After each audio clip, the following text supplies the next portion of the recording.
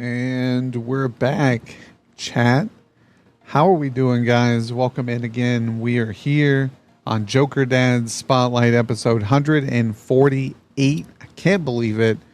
With our guest, Press X to Jason _. How we doing this morning? Oh, we're doing good. Awesome. Love to hear it. It's Friday. Are you off this weekend or are you working? I actually have a full weekend off. I'm off tomorrow through Sunday. Awesome, man. That's good to hear.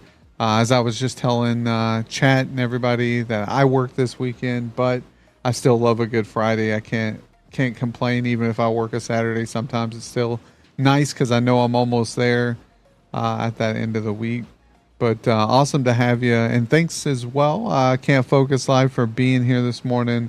Didn't get to address you during the intro there, and you do know this guy. I know. He does. Can't believe it's such a small world, and we've all got to share this lovely platform and space together. So big W's for the three of us there, I think. But yeah, no. So tell us a little bit about yourself. Who are you? Give us kind of a rundown. Well, you guess you can tell by the name. I live in the States and live near St. Louis. Not exactly. Don't mind me. I'm really nervous, so just. Oh, you're fine. You're fine. Take it. You're fine. Take it a step. So you live in St. Louis. Have you grown up in St. Louis your whole life, or whole life? Let's see. I'm trying to just go down the list because I'm like, shows what happens when you come unprepared. But yeah. Started streaming about, it was about 2021. So it's been about 3 years, give or take. Okay. And what kind of got you into streaming? Like, what made you want to kind of, take the push and go live and show everybody else like the games you played, or what? Well, it's such a weird story how that started. We had the pandemic in 2020. I don't know if I can actually say the name of the pandemic because, some platforms don't allow you to say that. But, we had the pandemic back in 2020. I watched a lot of YouTube videos, Call Me Kevin, Markiplier, Jacksepticeye. And I think it was a Call Me Kevin video where he was just like talking about how he started from, how where he got to where he's at right now, and he's basically like that typical weird guy that you wouldn't think would be on a camera. And I was like, well, that kind of sounds like me. The story really relates to me, and I was like, well, I have a background in radio, and that's not really going anywhere. So let's give this a shot. So through the ups and downs, I honestly believe it's worked out. Yeah, no, I think so too. I think you've done great. You've met some awesome people. The content I've been able to tune in, you're always engaging with anyone in your chat. You're always kind of explaining, what's going on at times and what you're doing. So I think you've learned quite a bit. Like I could tell that you've probably watched some streamers before as well in the past, or you could relate to their stories. And I think that's something we've all kind of gotten into, is there's someone out there that we've watched or kind of stumbled across, or maybe like myself, it was my kids. My kids watched a lot of streamers, and that kind of, even at earlier ages, and that kind of got me into, what are these people doing? What games do they like playing there? And then when you start to notice that like the things that they're doing, are, I wouldn't say strategic, but they use methods that are successful for engaging and stuff like that. And it shows you like there's more to streaming than just turning the camera on and being a showman, and things like that are a part of it as well. But yeah, good morning, Royal. Thanks for stopping in. Yeah, I wish I knew that when I first started. Oh yeah, it's tough, and some people like just the gameplay and commentary to it. Others want to be like continuously engaged and stimulated, and that's kind of tough. Like that takes a lot of energy, and there's a lot of streamers. I'm not one of them, but there's a lot of streamers out there who can hold a good constant high state of energy throughout the whole stream, and I don't understand how they do it. That's like, to me, physically overwhelming, and sometimes just watching it is overwhelming, let alone being the individual to be producing that high level of energy. But kudos to them for being able to sustain that. And but you said the pandemic was kind of the beginning of the streaming, and you just decided with all that downtime to kind of dive in and start giving it a go. And that's correct. Awesome. Oh, that's good to hear that. Because there's always, everybody talks about the negatives out of the pandemic, but even though there probably were a lot more negatives than positives, there were still, I believe, the positives that came out of it. Some family got to spend a lot more time together, which was good and bad. Because some people, it's hard to imagine spending and being surrounded with each other for so long. So I think that really tested a lot of people's families and friendships and relationships when you're stuck at their hip for so close for so long. But yeah, it was a crazy time. But I'm glad a lot of people found comfort in either watching streamers or becoming streamers or and content creators. So that's great. So you mentioned. Where again did you mention you were from? The St. Louis area. I'm not St. Louis, exactly. yeah. Yeah, St. Louis. Yeah, good old St. Louis. Yeah, I've traveled through there once. Didn't get to really stop or stay. We were just kind of passing through. But it looked like a kind of similar to where I grew up, which was in Nashville. So Oh, nice. another city. There. You've been there before? Or? I've been through there. I think we went. I want to say we went through there to go to Memphis. So.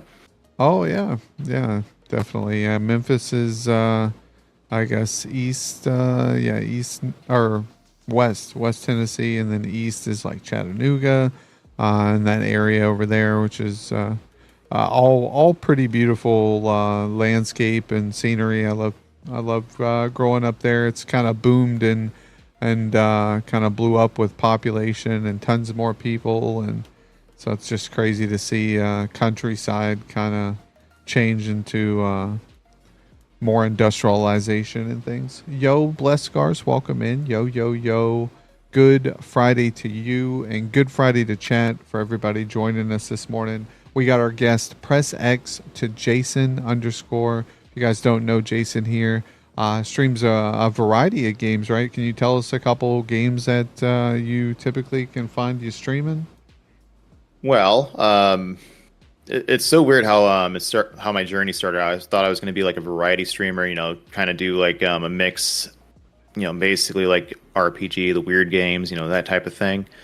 But it kind of evolved. I think October of last year, I was like, you know what? I found this article called "The Science of the Scare," and I'm like, you know what? Let's make that into a streaming month.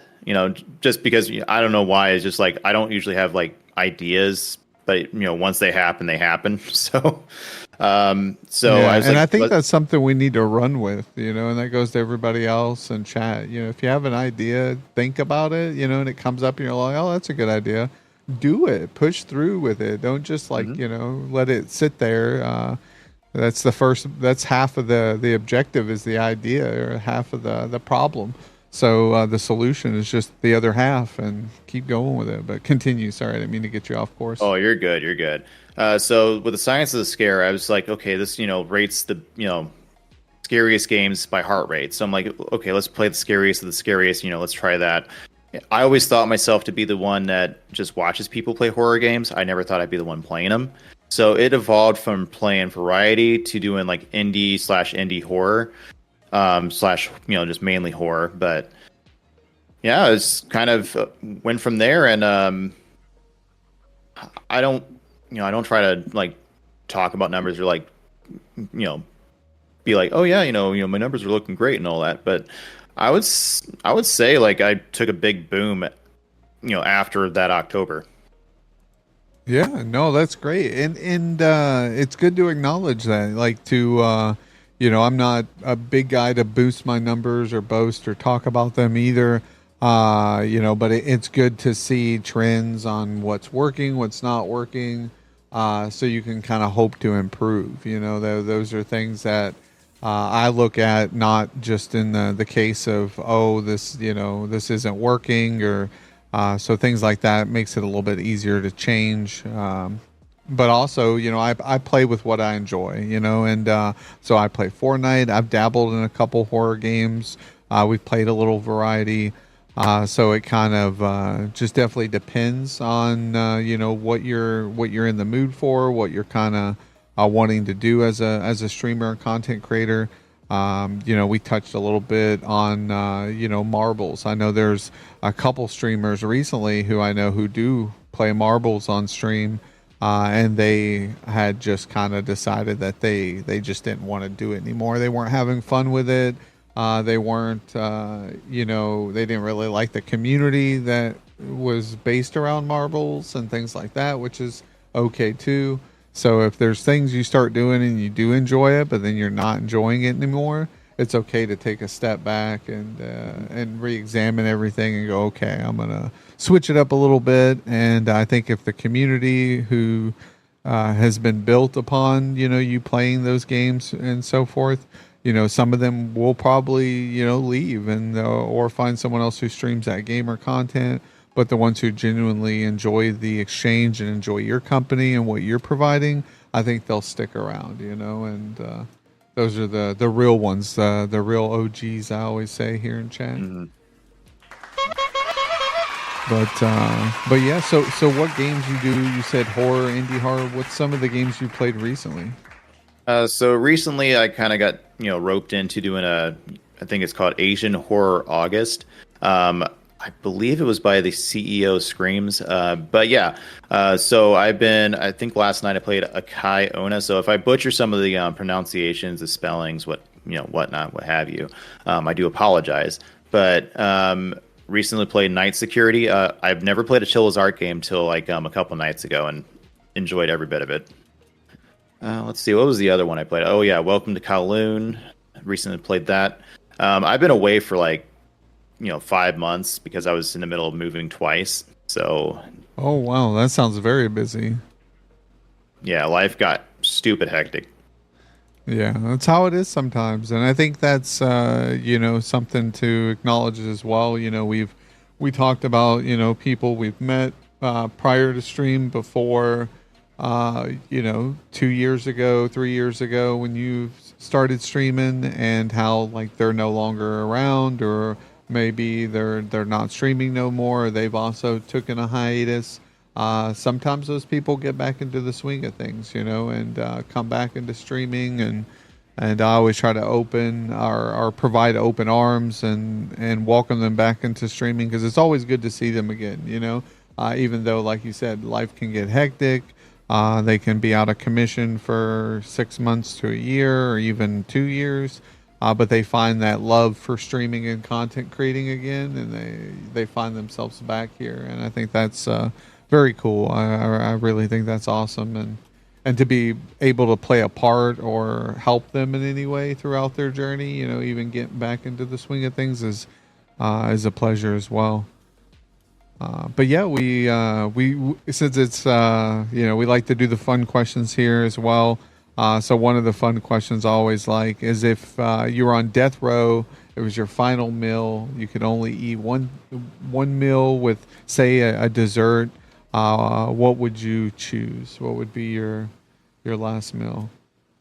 Whoa, that's we're kidding when we're saying we're going to be fun questions. These are questions that myself and my roommate tend to have. So, you know, oh man, I think this is one of the few that we have not discussed. But I would say probably a steak and lobster. Dessert. Trying to Yeah. probably cheesecake. Probably cheesecake because that just sounds good right now. Yeah, cheesecake's been a lot of the individuals' answers. Some go with like a pie, or we've had a few off the wall strange ones too. But cheesecake is a for sure winner. Are you just a plain cheesecake kind of guy, or do you like the strawberries and or chocolate or? Gotta have strawberries or chocolate. Like All regular right. cheesecake's fine, but you add in the extra stuff, it makes it even better. Yeah, I think it's one of those ones where, like you said earlier, cheesecake sounds good. I think it's a mood thing. Like some days I'm just like a plain cheesecake guy, and then others I'm like, yeah, I want the strawberry glaze and all that goodness to it. I mean, the chocolate's good too, like a turtle cheesecake with the Oh, chocolate that caramel the nut. turtle caramel. That's what I was thinking of. Yeah, that's a good one. The turtle caramel cheesecake. I'd have to be a for sure winner on that one. I had one cherry cheesecake, which was really good. Uh, so the tart cherry with the cheesecake went really well. Yo, welcome in Nightfall Gaming. How we doing today? We got Amazon Artemis in the building as well. Thank you, Artemis, for being here. Hopefully, you guys are having a wonderful Friday morning. I appreciate you coming in, showing some love to Press X to Jason underscore. If you guys don't follow him, highly recommend it. Has been playing a lot of indie horror or horror games lately. So really great if you like to tune in. We got a lot of horror streamers. Amazon Artemis likes to play DBD. We as well, as I know you're aware, you should know Royal Toughness as well Hmm. from the wonderful days of streaming here on Twitch. So it's just great to see so many people who cross paths with each other here and there, and are able to share that experience. Yo, good morning, Zahabi. Welcome in. Yo, Mad Rocks with the jump, bro. I don't think you could have missed that any more than what you missed that. Uh, but no, I appreciate you coming on the show today. It's just a great opportunity to kind of get to know you more on a personal level, and then get to know more in depth for people who don't maybe know about the content you created and the process at which kind of got you into streaming. I mean, were you a gamer when you were younger, or was this something you kind of gaming was something you took up during the pandemic? Oh no, I've been a gamer my whole life. I think I started gaming when I was like 2 or 3. Oh, nice. And was there what I mean, what if you had to list I know it's hard because there's so many different genres of games, and each genre, you know, I guess you could probably I would say, now that you're doing a lot of horror games, what's your favorite, say, top horror game that you've played so far? And maybe one that you're looking forward to playing. We're talking like the best horror game I played or the scariest. What do we? Yeah, What's I mean, I mean, you could do both. Like if there's like the scariest doesn't match up to what the best horror game that you believe is that you've played, either by, and then give us like a reason. If it was the controls, if it was the story, maybe the graphics. Ooh. I mean, my default answer is always The Last of Us, but compared to a lot of the other games I played, I'd have to. Oh, what I was? mean, because is The Last of Us mostly like I mean, it's I've a seen. survival game. I don't think I wouldn't really consider it a horror game. So I'm trying to think of like what would exactly be a horror game? Yeah, I mean that's kind of like I consider it kind of in that genre or suspense type game. I think that's okay enough to categorize it. I mean, like you said, it is survival, and I think that game's great. I've seen it. I haven't fully played through it, so that's why To me, that seems like a very story-driven game, and I think that's why a lot of people like that game. But I'm not sure if the controls are great or. Um, the graphics look pretty good, but Well, I think I might put one answer together because I think both are great. I don't know if I would rate one above the other, but I would have to say Resident Evil 7 and 2, the remake. all right, yeah, no, those are pretty good. I think those are good, solid answers. Did you like the Silent Hill franchise or I any of those games? actually, I've never played Silent Hill before. And I'm kind of diving right in October, so that's going to be Oh, nice. So you are going interesting. to be getting into Silent Hill games and stuff in October. That's the plan. Nice. Can't wait to catch those. So tell us. I'll probably ask you again towards the end of the stream to kind of just let us know, just so if there's new people stopping in by then, or maybe some of these people have to leave, they know when to catch us. So what's your stream schedule like? What days are you streaming and around what times? So I've kind of been, experimenting since I've been, back for like the last, technically I've been back since like middle of June, but I've really started getting going again this past week. As of right now, it is Tuesday and Wednesday. I try to do at 11 a.m. Central. So Friday, Saturday, Sunday. Well, Friday, Saturday, I do. I try to start at 9 p.m. because I usually work Friday, Saturday. So I try to do 9 p.m. That's usually what time I get home. S- Always finding the energy to do it right after work is, it's always this, it's life. It's usually a struggle, but we usually fight through it. Sundays, I recently switched to a 4 p.m., but I might move that to a 6 p.m. So I will, it's ever changing, but that's my current schedule right now. Oh, all right. Yeah. So not too bad there. I was wondering what times to be able to catch it because I know which unfortunately lately I haven't been able to catch a whole lot of streams, but I'm always on the lookout. So if I see you on and stuff, I try to pop in and say hi. But I just hadn't seen you on since you're started. I know I saw some posts on Facebook, I believe, where you were talking about, starting streaming again. And I thought that was cool. I was like, awesome to see because there's think two or three other streamers who I had followed and tried to keep up with, and they also just started again. So I think that's kind of cool to see because I see more people stopping streaming than I do seeing starting up. So Unfortunately. it's yeah, unfortunately, yeah, and that sucks. That shows like the time of the economy and people's busy schedules and I guess expectations in this when it comes to streaming. I think people have this, oh, I'm gonna get big and be a big streamer and make tons of money, and then none of it happens at all, and they just kind of throw in the towel and are like, yeah, this isn't for me. And but I enjoy it. I have fun, so that's not no problem that I don't feel I'm ever gonna face.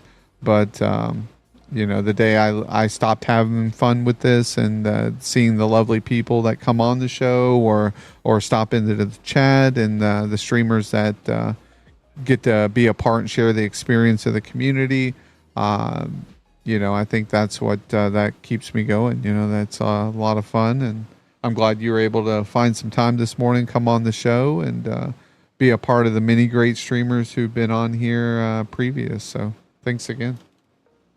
Well, appreciate you having me here. Yeah, anytime. Yo, Mad Rocks, Alan Wake. Have you played any of the Alan Wake? And welcome I in, ac- Guardian. I actually recently finished Alan Wake. I still got to do the DLC, but with my schedule, I had to push that back a little bit. But finished the game. Nice. How did that game looked really nice. Like I saw some of the graphics on it on PC. I think I don't know if it's on other stations, but it just looked really really good. And the story and like kind of like the effects and things, they were pretty cool. How did you enjoy it? I really liked it. I wish, and I said this at the end of I think my last stream with it, that I wish the scares were a little bit scarier. I've heard Alan Wake 2 is pretty scary. It has a lot of jump scares from what I've heard. Yet to play it. I hope to get that in hopefully between this month and November. So we'll see what happens with that. But overall, I mean, the story was good. The voice acting was amazing. It seemed like people were really committed. So that's just something story driven, something if you can pull like a whole bunch of positives out of a game, definitely. I honestly think Alan Wake's worth the play. Oh yeah, no, for sure. I think I'll have to check into that. I've been wanting to do a lot more scarier games and horror or just to kind of dabble in that area. I grew up playing those games, but now that I got older, I'm like, man, I don't know if I can deal physically with all them jump scares and and then a lot of those games are like puzzlers, so they're like problem solving games, in that genre of scary games. and Yeah. I get so fucking frustrated that there's like this key that's hidden in this little lockbox that's located in this corner of this room on this desk, and I find myself like going over the area and desk multiple times and not being able to find it, and then I get frustrated because I've spent like 2 or 3 hours on a 15-minute quest or objective that and then I just get so mad, and then I'm like, okay, now I'm not having fun. Let's go play Fortnite and shoot some people in the head. But yeah, it's kind of so. Maybe I'll have to find a good game to kind of slowly creep me back into the genre. And but yeah, I mean, I'm only laughing because that's basically me. Like yeah. you mentioned, like the puzzles, my brain automatically went to like Visage and Madison. Yeah, that's I've seen people play Madison, and that right there exactly. That's what got me. I was like, man, this is pretty puzzly, and I would just be lost and not know what to do. And I grew up on games like one game that really I liked at the time, and I was younger, was called Myst, and Myst I've was heard of like, it. yeah, it was like a game where kind of was it first person where you can only see like what your eyes would see, and you have to like. There was I guess you would say part of the story where you would have to change these pipes around to make water flow through them to get to an area at which needed to run this water windmill and produce energy, and then the energy would unlock this door or unlock something. So it was kind of like one of those games where you'd have to sit there and figure out which direction to change the water to go through which faucets, and it was just like pretty fun at the time. And it was like earlier on when I was a teenager when PCs were just coming relevant and those games were out. But yeah, nothing too horror back then. I think there was like a couple, was it first person shooters too, like Quake and Wolfenstein and Hmm. those type of games. Unreal Tournament was one. I was kind of like my equivalent to Halo. But yeah, so do you have any hobbies that you do outside of streaming? Well, outside of streaming, I mean, we already touched on the video games, so that's one hobby out of the way. But I love listening to music. I love hanging out with people. A little weird because we talked prior to is like I have social anxiety, so talking to people in itself is a chore. But Oh yeah. No, yeah, we actually did talk quite a bit about that. Yo, welcome in, Frankie. Let's be frank. Let's give a round of applause, chat, for not only Let's Be Frank, but all the W's who've still been here this morning hanging out with us. Happy Friday to you, my man. We made it. You made it. Good weekend. But yeah, it says yeah, I mean, we'll get back on that. Anxiety I think is a pretty hard thing, to not only deal with, but to be able to get on stream and, as I said, prior to stream and at the beginning, perform, whether we like it or not, or we look at ourselves or believe that we are entertainers, some way or another here on this platform, even if you have no webcam, you're entertaining with your voice. You're providing some type of connection with the audience, unless you're just completely sitting there quietly, not talking with no camera. Then, of course, the game's the entertainer, I suppose. But are you Jason that lives at the lake, friends with a guy named Freddie? Yo, Frankie. I love it. I do have a friend named Freddie, but I do not live next to a lake. I do apologize.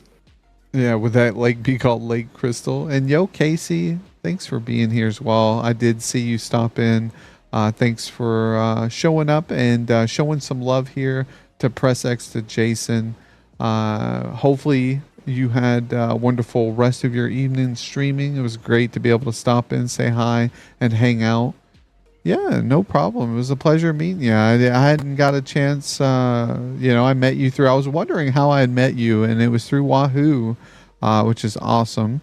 So I was like, I haven't got a chance to see Casey on, so I wanted to stop in and see how the stream was going and getting some games I see in as well. So if you ever want to play some Fortnite, I'd be down. It was Wahoo is awesome. Yeah, Wahoo is awesome. Really great guy. He was just recently on the spotlight. I know. I think you stopped in and hung out with us then as well. So that was awesome.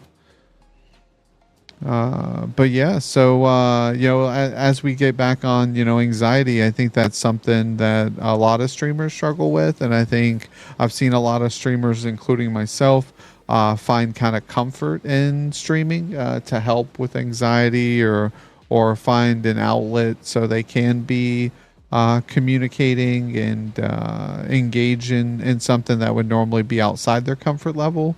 I actually work with the public on a daily basis when it comes to talking and engaging and face to face. And I can't believe that I even attempted to get in a job role that required me to do that. I was like, oh my goodness, I've got social anxiety. What am I doing signing up for a job that requires me to engage face to face with like over hundreds of people a day, and such a short period of time. And it's just, something that I think's helped when it comes to streaming, and streaming's helped when it comes to that. But it's still, anxiety is something I think we struggle with. And as you mentioned, you struggle with. Is there certain things that you found that help with your anxiety or? Mainly music. Music calms me down.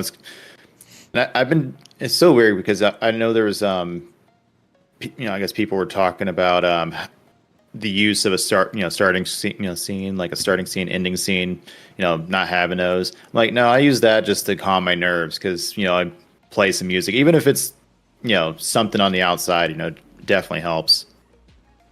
Oh yeah, music is. I think there's two things that I've always said that people can find a common ground in most cases to where we all can kind of come together. And music is one of those, and food is another. Agreed. You throw some good food down on the table, and some nice calming or even beautiful harmony music, and you can move mountains, you can inspire people. I think those are two really great things. So what's some of your favorite music? What do you like?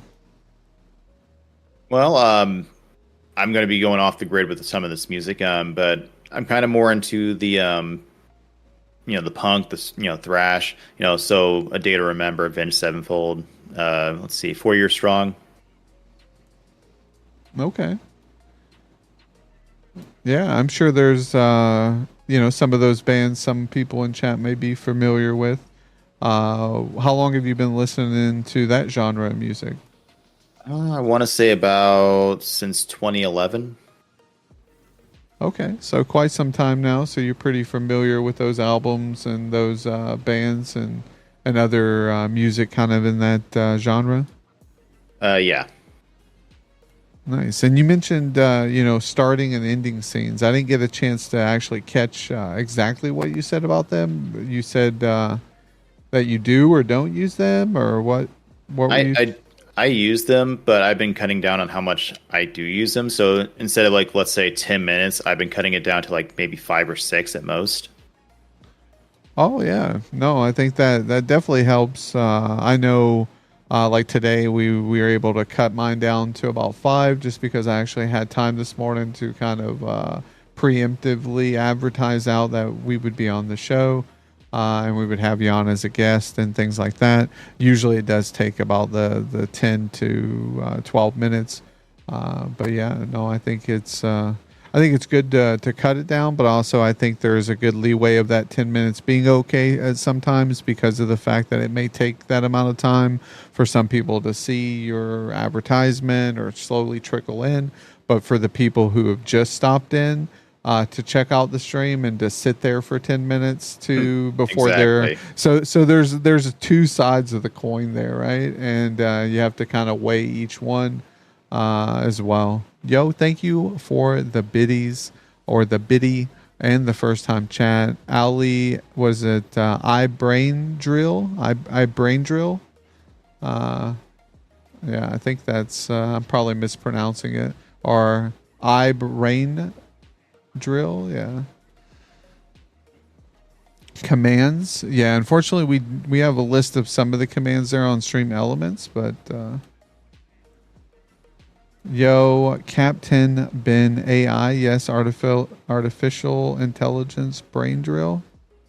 AI brain drill. Okay, gotcha. See, that's me trying to I probably artificial AI is probably smarter than me right now. I'm not gonna lie. Uh but yeah, welcome into the stream. We are doing our Jokerdad Spotlight episode 148 with our guest today, Press X to Jason, W Variety or indie horror streamer currently. What was some of the games that you played in the past before you moved into the horror genre? All right, so I already mentioned The Last of Us. You know, we can all agree. You know, people could disagree, I guess, but I think it's a masterpiece. I love that game. But other games I kind of jumped into is I think it was Road 96. Great game, by the way. Try it out. I would highly recommend that one. What kind of genre is that game? Is that a shooter? Is that a survival or stealth or? Kind of survival, but it's more like it's not an RPG, but it's like a survival. Like you go on this like road trip, and basically your decisions decide if you survive or die. Oh, okay. Yeah, no, I like decision making games. There's a lot of those that are like story driven, where you just make decisions and it changes the path of the story in the game. I think that's great. You give me just option A, B, C, and D, and each decision affects the game. And I don't have to really, I mean, maybe there's a couple times where I have to like use the joystick and move people out of the way or kind of direct something somewhere, very easy tasks. I'm there, like that's my that's my old age showing that I don't have to be too much entertained, but give me a good story. And I think that's where a lot of these adaptations of video game shows are doing really well because they're providing like a live action narrative of what we've played, and I think that's really cool. Have you seen like Fallout? Have you ever played Fallout before? I've played Fallout, never streamed it. Oh, okay. But you've played it, you said? Yeah. Yeah, that's awesome. How because I've never played it, but I've watched tons of people play it and stream it, and I kind of get the idea of the universe, and I've watched the series. Did you get a chance to watch the series on Amazon? I haven't yet. It's on my to-do list whenever I get the time. Yeah, no, I think again more things on that list. I know that's like the hardest part is finding time to do things. So that's why I always do the best I can to thank everybody for coming on the show, because this is time that they could be watching a favorite episode of their favorite show, but they've chose to either be a guest on the show or come in and watch us, chat about different varieties of things. Twisted Metal, yeah, actually Madrox, I started that. I think I got like the first episode or two into Twisted Metal, and I'm not sure how I feel. I like it, but then like it feels off a little bit. Like I don't know, maybe I'm just looking too much into it, but it seemed to be okay so far. It wasn't terrible. But I know like The Last of Us on HBO, I watched that. But without really knowing the story, I thought the show was good. But again, if people were to ask me, I don't know. And I like Pascal. I think he's a great actor. And, I think, forget, what's the younger characters? Are you talking about Abby? Is that it? Or Ellie? Ellie, okay, Ellie, that's it. Yeah, see, because I've only watched the game. I think I played the first one like maybe an hour into, 2 hours into at a friend's house on a new game file. So I didn't get really too far into it. But I feel like they could have done, and a lot of people say she does great as an actress and things like that. But I think they could have done better when it comes to like her character and the actress they got to portray her. Even though I think she did great, I think there was still like room for improvement. And then also it was just very, I don't know, very slow. I felt for the show. It was kind of there was like maybe three decent, really great episodes, I thought, and the rest were kind of like filler here and there with like maybe a good 5 minute scene in it. But I think that's like most shows nowadays. They give you kind of enough to keep you engaged, but not enough to, not be able to provide something new for the show. But I've seen some shows that I thought keep you engaged like every single episode, and those become some of my favorite shows. But I think they did overall pretty good. Yeah, I think they did an amazing job with the show, compared to the game. Oh yeah, like what do they call that? Staying true to the core, the storyline. The source material. Source material. There we go. That's what it is. Yeah. Yeah. What was your favorite part of those games? You said you played both. Yeah, I played both. A lot of people don't like the second one. I don't know what the reason is. I actually do know what the reason is, but I actually enjoyed it. I thought the gameplay was smooth. I thought the story was okay. Could have switched some stuff around, but otherwise, not bad. I think a lot of people were just upset, and sorry about spoilers, but a certain character dies, and people, get up in arms and upset about it. But first one, I think my favorite part of the whole entire game was playing through the cannibal section. Or okay. It's either that or Billstown. Billstown, I wish they would have added Bill's and Ellie's interaction to the show. Unfortunately, they didn't. But it's still, as I said, and I like what they did with it. But yeah, Billstown was probably the best part of the game, and then you had the second best as being the cannibal, fighting as Ellie, through the cannibals. Yeah, no, I remember seeing that part of the game and then remembering it portrayed in the show as well. And I thought that was good. I thought they did a good job with that, and that's the scene. And yeah, so there, I mean, again, I think the source material they did really great at. I just kind of, I don't know, I thought some of the acting, because I was really hyped when I heard that they were gonna make it on HBO, and then I looked at the cast and I was like, oh, it's great. I guess I just wasn't as won over as everybody else was, like when it came to it. I just wish that, felt like the acting just sometimes just wasn't believable. I guess for me, I wasn't getting like immersed in the characters as I imagined that I would be. I guess I don't know. But some shows, I guess, or actors or actresses can captivate, what I'm looking for, or make it believable for me. But I just felt like I was kind of going, I mean, I guess knowing the material kind of took that away too, maybe, or something. Maybe it was just so hyped that it kind of took some of the joy out of it. But overall, still a good show, a lot better than a lot of other shows I've watched. So I can't really complain too much.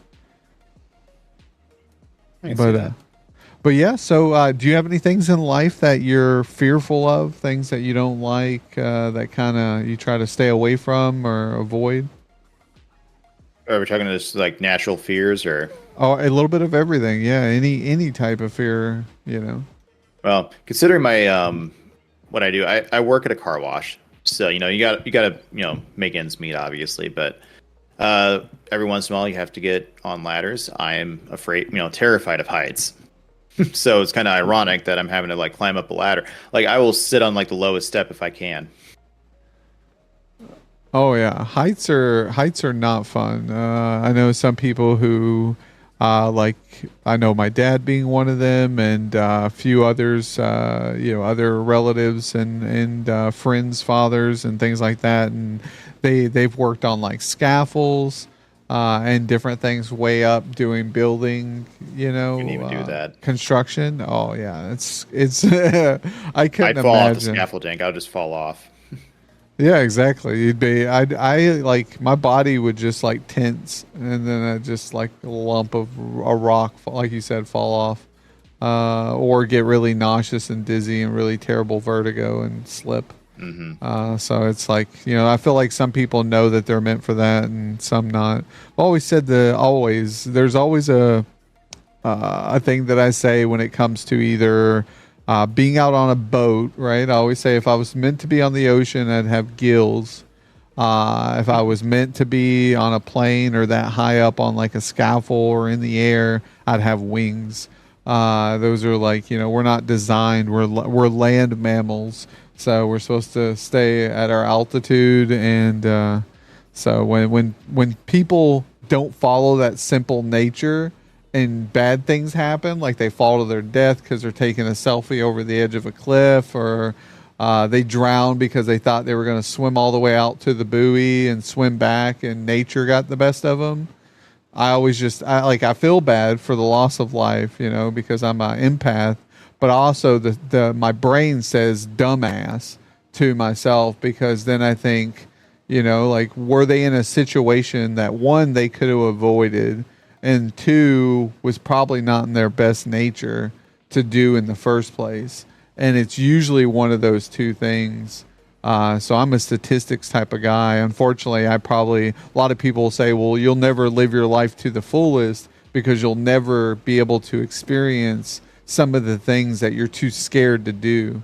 Right. And Right. that's a pretty honest, comment to say, because I probably will get to miss out or even have missed out on opportunities looking back as a kid and a child and a young adult that I could have done. But would I still be here to talk about it, right? Because there's a lot of things that, I probably shouldn't have did that I did, and things that I probably could have done that I didn't, that I probably still shouldn't have done. But yeah, that's life for you, and we just learn from our mistakes and keep going. Is there moments like that you've had that you kind of wish you would have done something, but probably were too fearful or scared to do, or Well, yes and no. I mean, some of my friends took me rock climbing one time, and I was like, I wanted to do it, but just my fear of heights just got over me. So I'm like, no. But I could see the thrill in wanting to, let's say, skydive or rock climb or something like that. But at the same time, like, I could never get myself to do that. Like, now I said, I still take risks on other thing. Like we talked about food. Like, I always say, like, you don't know if you like it until you try it. Heck, that's how I kind of came across calamari. But you got to experience some things. yeah, is calamari like the little squids? I think it's squid or octopus. I don't remember which one, but it's one of the two. I think it's Oh squid. man, I don't know. Like, yeah, I don't know if I could do that. I think I don't know if anybody in chat, Squid. uh, Squid, anybody in chat seen The Boys on Amazon too? I'm kind of watched a lot of the good shows on Amazon, but The Boys is one of them. It's a superheroes type show, but it's a comedy, and all the superheroes are kind of portrayed in the world as like celebrities, and some of them are terrible people, and some of them are not that terrible, and you have these arcs where like the good guy turns bad and the bad guy turns good, and different things like that. And it's just a good show. But there's a character called the Deep, who is kind of like Aquaman in the show, so he can like speak to animals and stuff. And then there's Homelander, which is kind of like Captain America almost. And Homelander's character is a bad guy pretty much, and he realizes that this Deep character can talk to the aquatic life, and he ends up making him eat his best friend, who's a squid, on the show. And he's talking about how it's a delicacy and to eat his friend, and he's literally begging for his life right now. It's just like a funny little episode, or a funny little part. So spoiler alert, I apologize, Chad, if you haven't seen that far, but Yeah, I haven't seen that. yeah, it's a funny show. I recommend anybody who likes comedies with a sense of like it's kind of adulty. So there's like some crazy off the wall sex references, but then there's also good action scenes and just weird, crazy, superhero esque.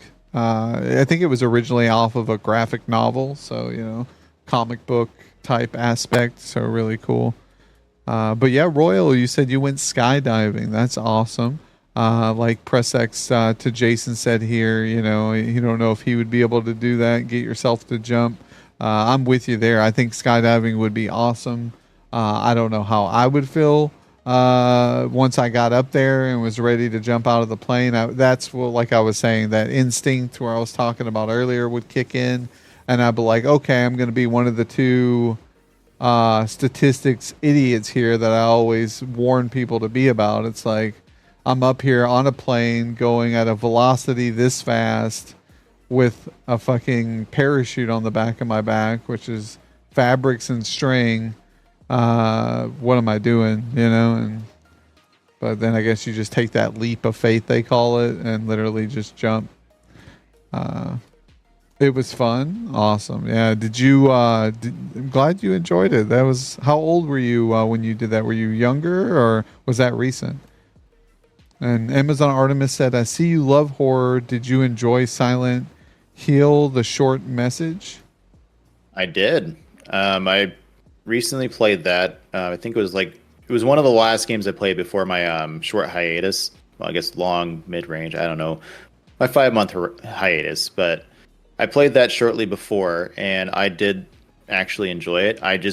The scares were good. I do wish more Silent Hill games dabbled more in first person, but there was definitely flaws to it. The story was it could have been better, but overall, I did enjoy it. Yeah, I haven't really got a chance to watch a whole lot of the modern or more recent over the last probably. I think I've only caught like the first couple Silent Hills, but I've heard that they've all been pretty decent. I need to get caught up more on that genre. I need to check out some more streams or find some more streamers who play. Me dabbling in either the talk show here or Fortnite. The only way I get to experience those type of games and stuff is through you guys who stream them. So again, thank you guys for allowing me to live curiously through your content that you're creating, and I think that's like a big thing that shouldn't go unnoticed. If I want to check out some tower defense, I can see what Royal's up to, or if she's playing that game that evening, or some Tom Clancy, or just varieties, DBD. If Artemis is playing, I can kind of get my fix of those games, and not have to install and download and play them myself. And sometimes, who knows, sometimes I get encouraged through you guys to play them myself. It's like, you know what, they're having fun, maybe I'll have fun too, and it gets me out of my bored zone, because sometimes I don't even know what to play, and I'm like, what do I play? Am I gonna like what I play? Am I gonna get invested? And then I'm like, well, is my computer also gonna like run these games? Like I have to dabble in that now that my computer's a couple years old. It's like, and then now I got to figure out what to do from there. It's like, do I upgrade just a couple parts to get me by for another couple years or a year or two, or do I just save up and spend a ton and get all the latest stuff that'll probably be obsolete in 6 months anyways? So it's like, what do you do? Yeah, and I guess I lied earlier when I said I didn't play Silent Hill. Silent Hill, that was the first Silent Hill game I played. Oh, nice. Artemis said same. Jump scares was great. Story was good, but I had a few gaps. I loved it. Mm-hmm. And then next horror game you will be streaming? The next one I'll be streaming. I'm actually going on later tonight. Anybody heard of the Bathhouse by Chilla's Art? I haven't. The Bathhouse is what it's called? The Bathhouse, yeah. I think they're doing like a re-release or a reimagined version or something like that. And they're releasing it supposedly tonight. So I am going to add that to my schedule. I'm looking forward to it because it's one of the very few Chillos Arts games I haven't seen streamed, haven't played. Because I mean, I played Night Security. I think that was like the first one I ever actually played. But I've seen so many streamers play like the convenience store on the closing shift, and I'm like, well, I already know how that game goes. So I mean, it's not going to be authentic or just raw emotion. Yeah, you're gonna know what to expect, right? You're gonna kind of see it coming, and yeah, no, I think in the horror genre, I think that's like the biggest thing is being true and genuine to the experience, and I think that's something that I would be happy about because I just haven't played or seen a ton of horror games. So a lot of any game that I would play would kind of be a new experience in itself. Even some of the games that I've watched, I forget what parts. I don't. I unless I watch the whole thing, right? I'm gonna not know what area of the game that's in. If I'm only catching people streaming like an hour or two here and there of a game they're already like halfway through, right? I'm not gonna know if that's the beginning, the end, or what's going on unless I caught it multiple times throughout their playthrough. But yeah, no, I can't wait to check that out if I'm still up and at it. I know I give you kudos for being one of those streamers who can stream at night after a hard day of work. All you guys are W's. I know Artemis came rolling through late last night during her regular scheduled stream, and she was like, "Yay! I had 5 minutes to hop on and make sure I was online and ready for stream." So she was ready to go. So for you guys to work all throughout the day and then have that energy at night to stream, play games, have fun, entertain your community, big kudos to that because I barely find enough energy in the mornings to do that, let alone after I've worked all day. So the big W's. And it's Wahoo. Hey yo. Welcome in, my man. Glad to see you here this morning. We got another W here. Press X to Jason, who I've known for quite some time in the community. Going on 2 years now since I've started. You were one of the very first streamers that I believe I followed. So that's crazy to believe that it's been that amount of time already that we've. And you said you've been streaming for what, a total of 3? You said. Yeah, I think it was like it had to been like late August of 2021, somewhere around there. So it's been I guess August would be 3 years. Well, this August is 3 years. So yeah.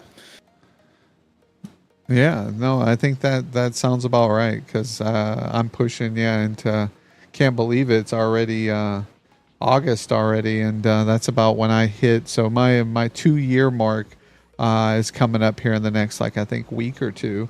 So we'll be doing our streamiversary coming up probably either by the end of this month or we'll have it at the beginning of next month.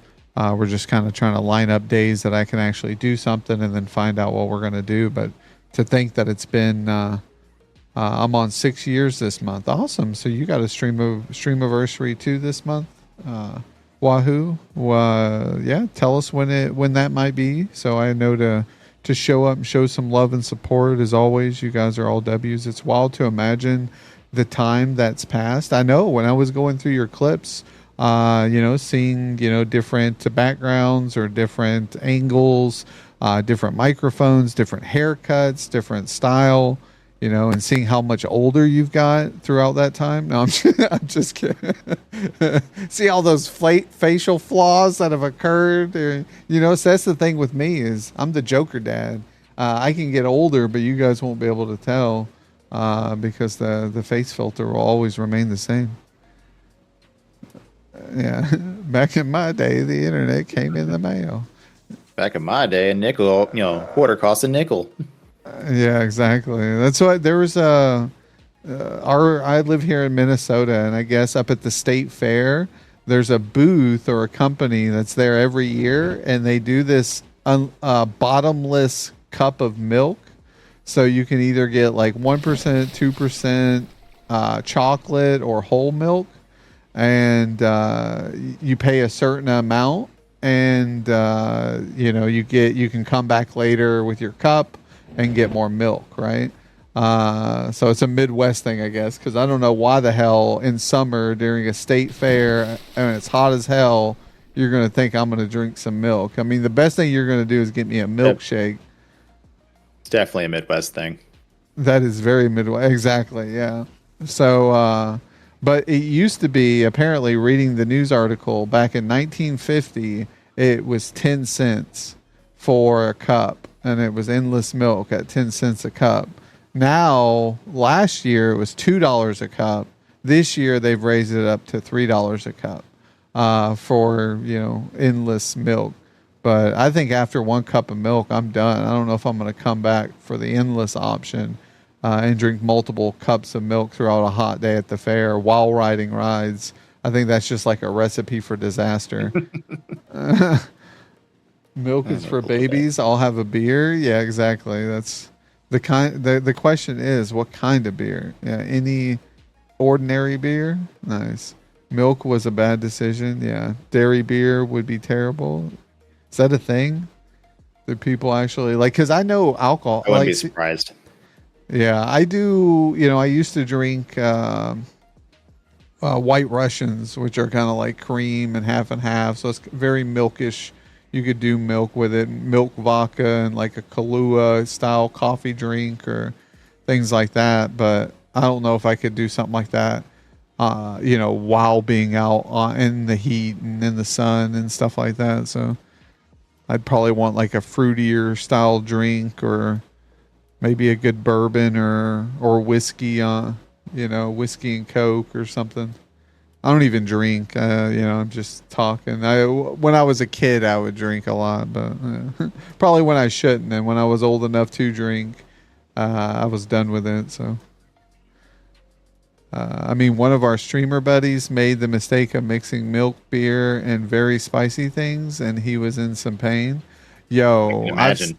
I've seen that multiple times. Like we just had that last night. Yo, Frankie, how are you feeling? Yeah, matter of fact, let's be frank. How are you feeling, my man? How's As your somebody, stomach this morning? as somebody who's done spice challenges, yeah, that seems like a terrible combination. Yeah, exactly. Yeah, let's be frank. Did a spicy bean drank some milk to combat the spice, and then had to do a shot of Fireball after. Oh my, And that's he horrible. subbed the shot of Fireball because he didn't want to chug a beer. His redeem is to chug a beer, so he took a shot in replace of it. So we'll see how he's feeling this morning. Probably not so hot. I don't drink a lot of beer. I just freebase. Yo, Wahoo, that's wild, man. Wild. No, oh man, that is terrible. Poor guy. Yeah.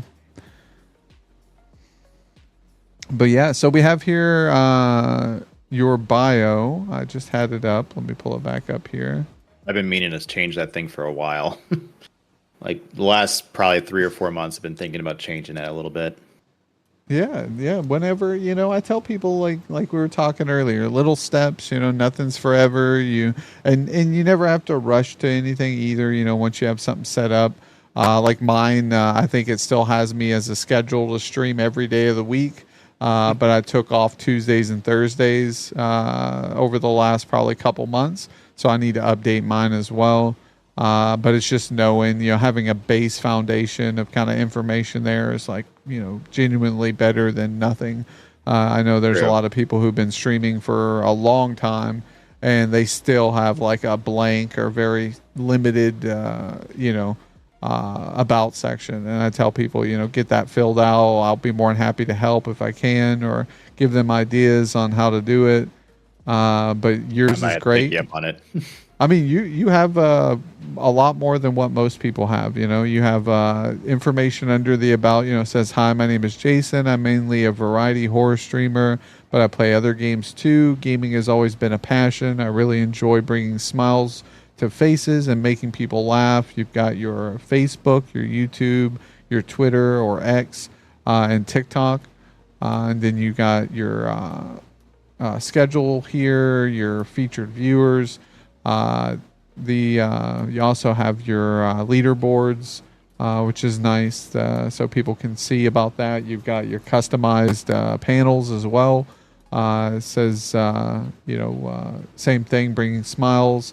So that's good. And that's how I tell people too. Just copy your same bio. So in case someone doesn't read the top one, they can catch the information again. You've got your typical list of rules. So you guys can know if you go into Jason's stream, what kind of expectations are of the stream. No politics, religious or gender debates, no self promo or asking for shout outs, no backseat gaming unless requested, no game spoilers. And that's, I bet you that's pretty hard, right? Playing those type of games. You're probably going to have a ton of people come in and they're like, hey, can I tell you what to do here? I've seen it in a few people's streams here and there, where someone comes in because they like watching the game and all of a sudden you're stumbling over where to go or something. And they're like, God, it's stopping me from, telling them where to go. Yeah, pretty much. But I know I would be a person to like beg for help. I'm like, somebody in chat, please, where do I go? Yeah, my problem's being stubborn. Like, oh no, I got this. And then like 2 hours go by and you're like, okay, are you sure you got this? Yeah, exactly. Yeah, no, that's good though. Like at least you're a very like self-accomplished type of person, right? Like you want to do it. You want to make, see if you can do it first before getting helped. And I'm that way at times, but other times I'm like, okay, I know I can do it, but I just don't want to invest solely all this time on this one spot or part of the game. So I'm always looking for help. I tell people backseat all the way. So then that's like the difference of people, right? Like, I'm more freely encouraged to have people backseat or talk about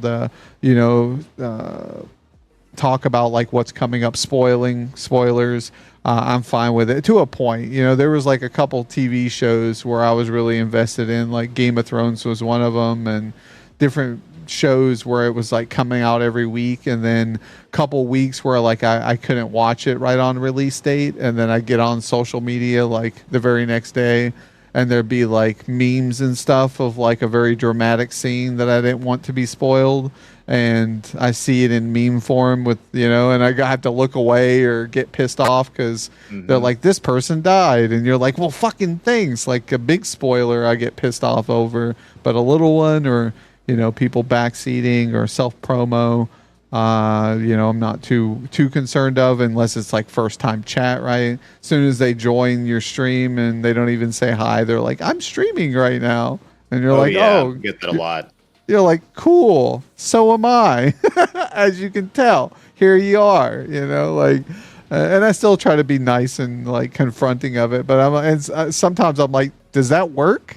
I'm like, what you're doing, does that actually ever worked for you? Do people actually stop over and say hi or drop a follow? Like, yeah, I've had two people that I know of that have come in my stream and just go, it's like, hey, I'm streaming right now. Please go watch me, or please go follow me. I'm like, okay, because it's so awkward. You don't know exactly how, because you're trying to deal with it as nicely as possible. It's like, oh, I'll may give you a look, but right now, because read the rules. You can't just come in and promote yourself. Yeah, exactly. And I think that's like knowing. Just ban them. Not just ban them. Yeah, exactly. Easy clap. Those people were cringe. It's just it's kind of, to me, it's just humorous. It's like, I don't, I guess I'm more forgiving than a lot of people on this platform, and that's fine too. And I think that's like, knowing the expectations and expectancies of the streamer, right? Like, I'm fine knowing that, like, you don't like those things, like that's your stream, your comfort zone, your home, right? Like here on this virtual world, and how you police your home is of no business or means to me, right? But my thing is like the same kind of respect that I have towards people's rules in their stream, I would like them to respect my lack of rules or how I operate my stream, right? And I think that's like the difference of like mods and stuff too, because I actually have mods, and even like Joker Mom at times. Like, I love Joker Mom to death, but Joker Mom has zero tolerance on stuff. Zero tolerance. My tolerance is like, I have like very, I tolerate a lot. So things happen in the stream that she would think is a bannable offense or kicking or timing out. I kind of just laugh and shrug it off.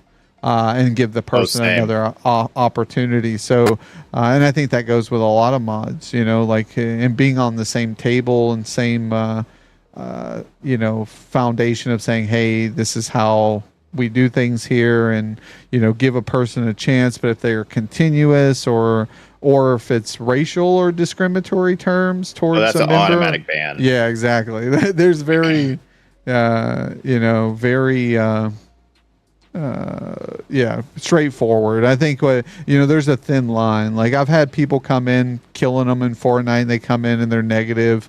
Like I don't mind that to a point, unless it's like not like the N word or racism or very just you suck or little things like that. I kind of like troll back at them a little bit for the fun of it, for the content of the stream.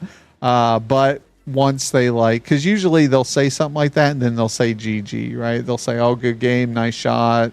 And then who knows? Maybe they'll be regulars. Maybe they'll come back to hang out and chat or engage with the chat. Sometimes they just disappear into the mist and not drop a follow, right? So it's however it goes. But as long as they're presentable enough to not rage too much, then I kind of keep them around. But yo, Frankie, I asked you a question earlier, my man. How is your stomach, bro? How's the stomach? That's what everybody in chat wants to know. How did the fireball, the bean, and the milk go? I wanted to make you do another because you did say you were going to raise the price on the redeem. And when I hear that, my brain says, get it while Yeah. it's good. Because, yeah, stomach of steel, brother, no issues. Look at that, a champ. We have a fucking great with us today. So I know he was like, oh, it's so hot. New donation. New donation. Yo, Wahoo. Thank you for the $5 tip to filling the backpacks with school supplies. I appreciate you, my man, very, very much. That will go towards a binder or some paper or some glue to not only stick in the backpack, but to glue Joker Mom's mouth shut when she's yelling at me with no chill, like Zahabi said. He pities me. But no, Joker Mom's great. She'll, she's an amazing, big support of the stream, big support of the community.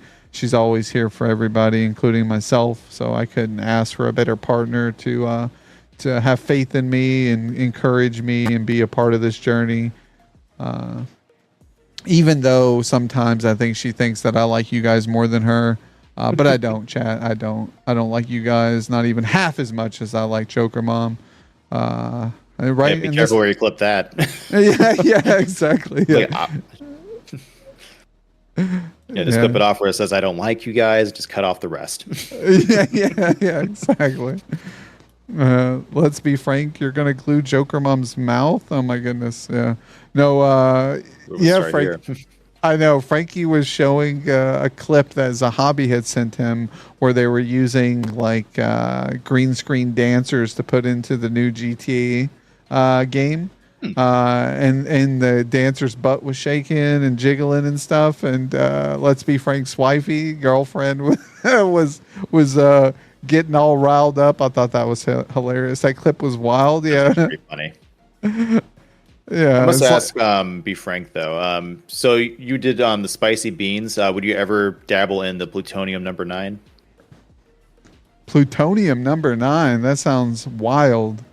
Do you know about that, Frankie? You know about the plutonium number 9?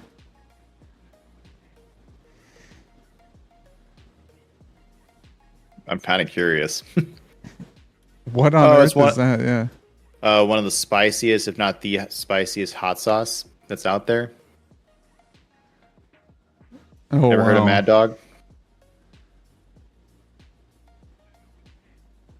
I mean, I would pay to see him do that. Yeah, no, that would be. He's saying he's got a stomach of steel. We got to get you into some more spicy stuff. You need to do, Frankie, what Scap and Ahart did, and you and Wifey do a spicy wing challenge co-stream, where you guys do the dab of wings. That's an amazing challenge.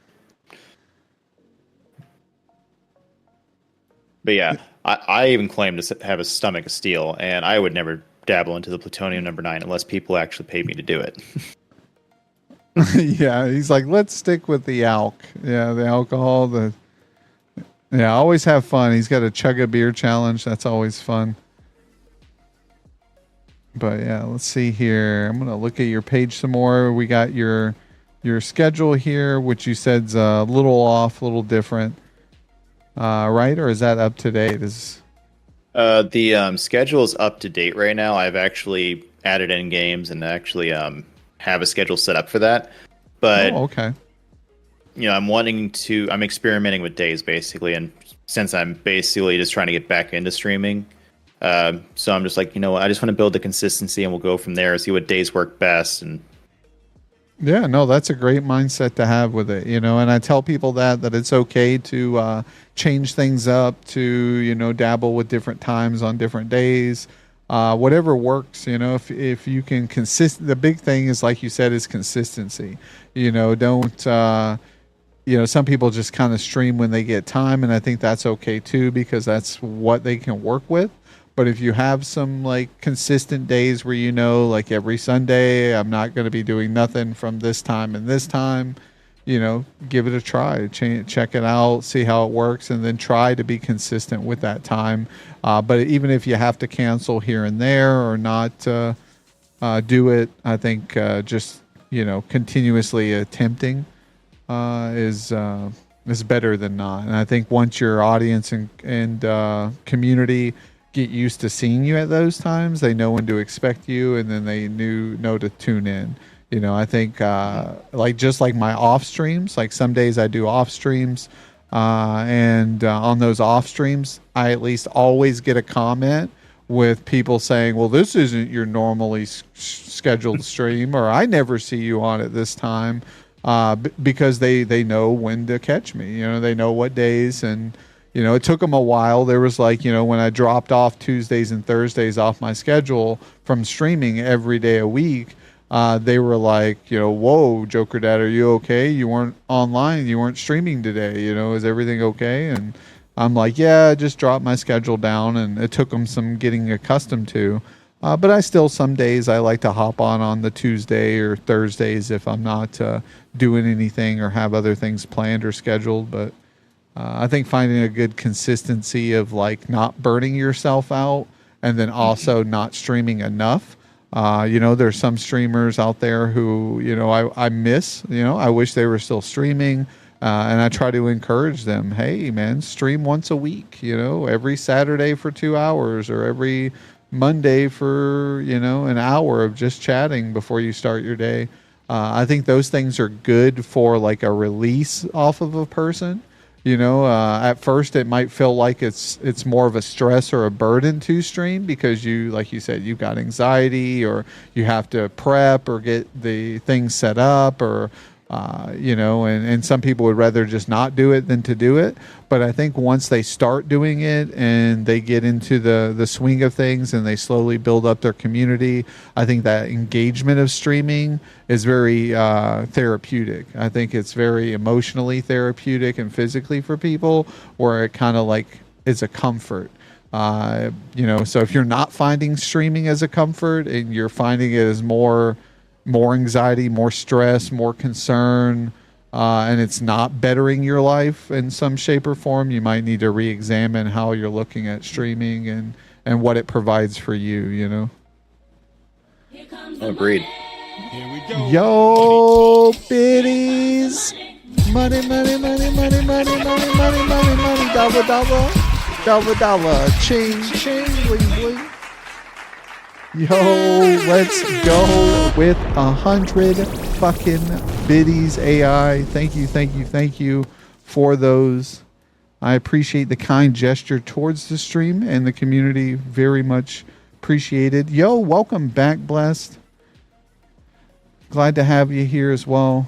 Being affiliate is awesome. Yes, it very much is. Great. I think being an affiliate, is an example that we should also have towards individuals who are pushing to become an affiliate.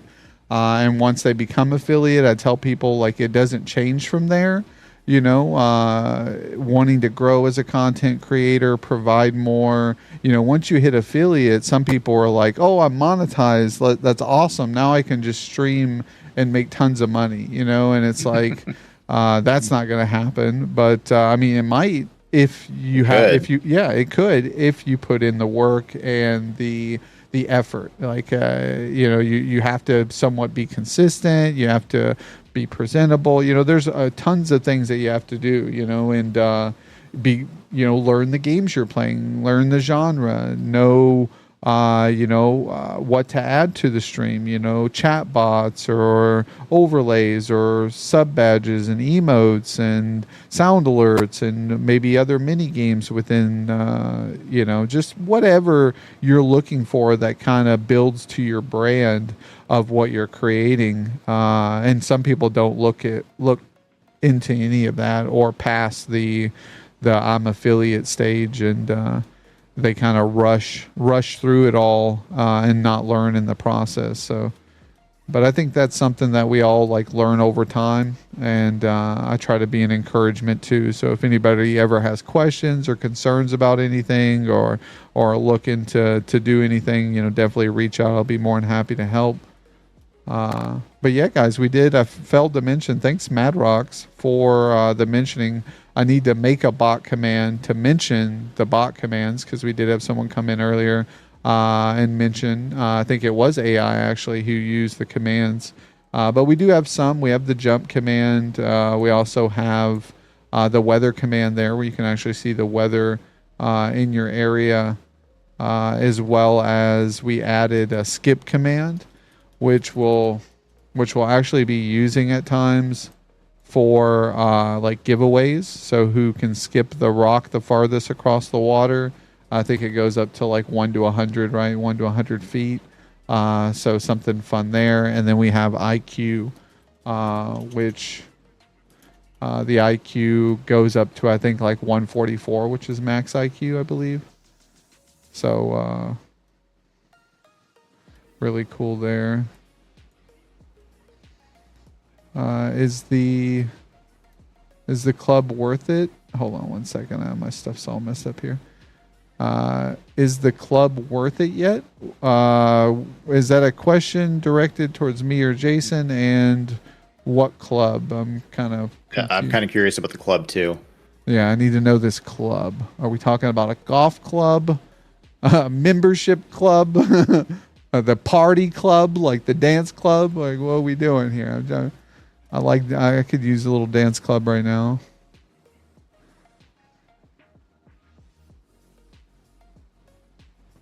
Oh, the Cool Kids Club.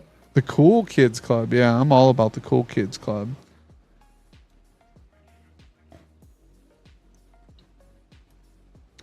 But yeah, so we got your schedule here. Let me go back and see.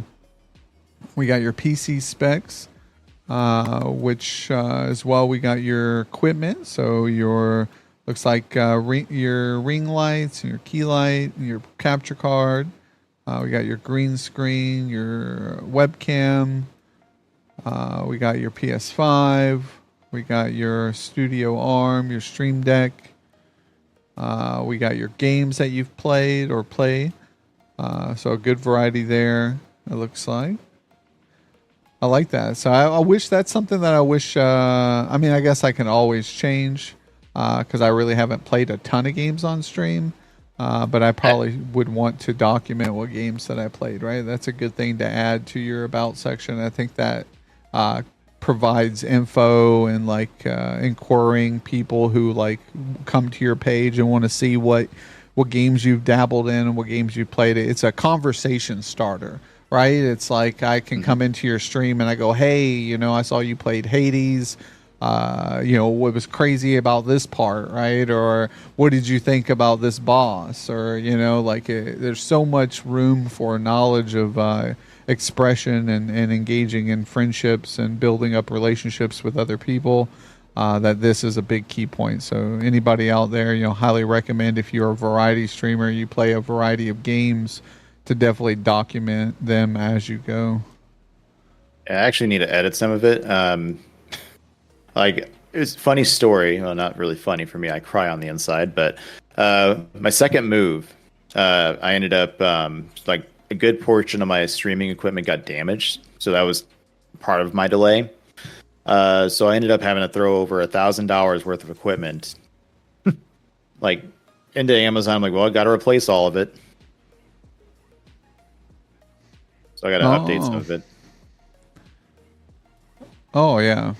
No, that's oh, welcome in, Turtle. How we doing, my man? Good to have you, Turtle. If you don't know, press X to Jason. Definitely highly recommend checking them out. Good morning as well to you, Heavy Man. I didn't get a chance to say good morning. Happy Friday to you guys. Just waking up, bro. I wish I We was all just are. waking up. Yeah. I think everybody's kind of just getting the energy and the flow going. I woke up at like 5 this morning when Joker Mom woke up. And for some reason, I couldn't fall back to sleep. So here we are. It's going to be a long day for me. But I'll manage to push through. We'll see how I feel tonight, though. We usually do a Fortnite Friday here in the community. I'm going to see how I'm feeling tonight once I get home from work and get settled in. If I have enough energy to get some games in, but if not, I'll definitely let you guys know and keep everybody up to date. But we did mention, or I saw here. Hold on one second. There was something I was going to mention. Oh, it says AI said August 5th, Twitch has new creator club. Oh, I'll have to check into that and see what that is. I think that would be Oh, very that club. interesting.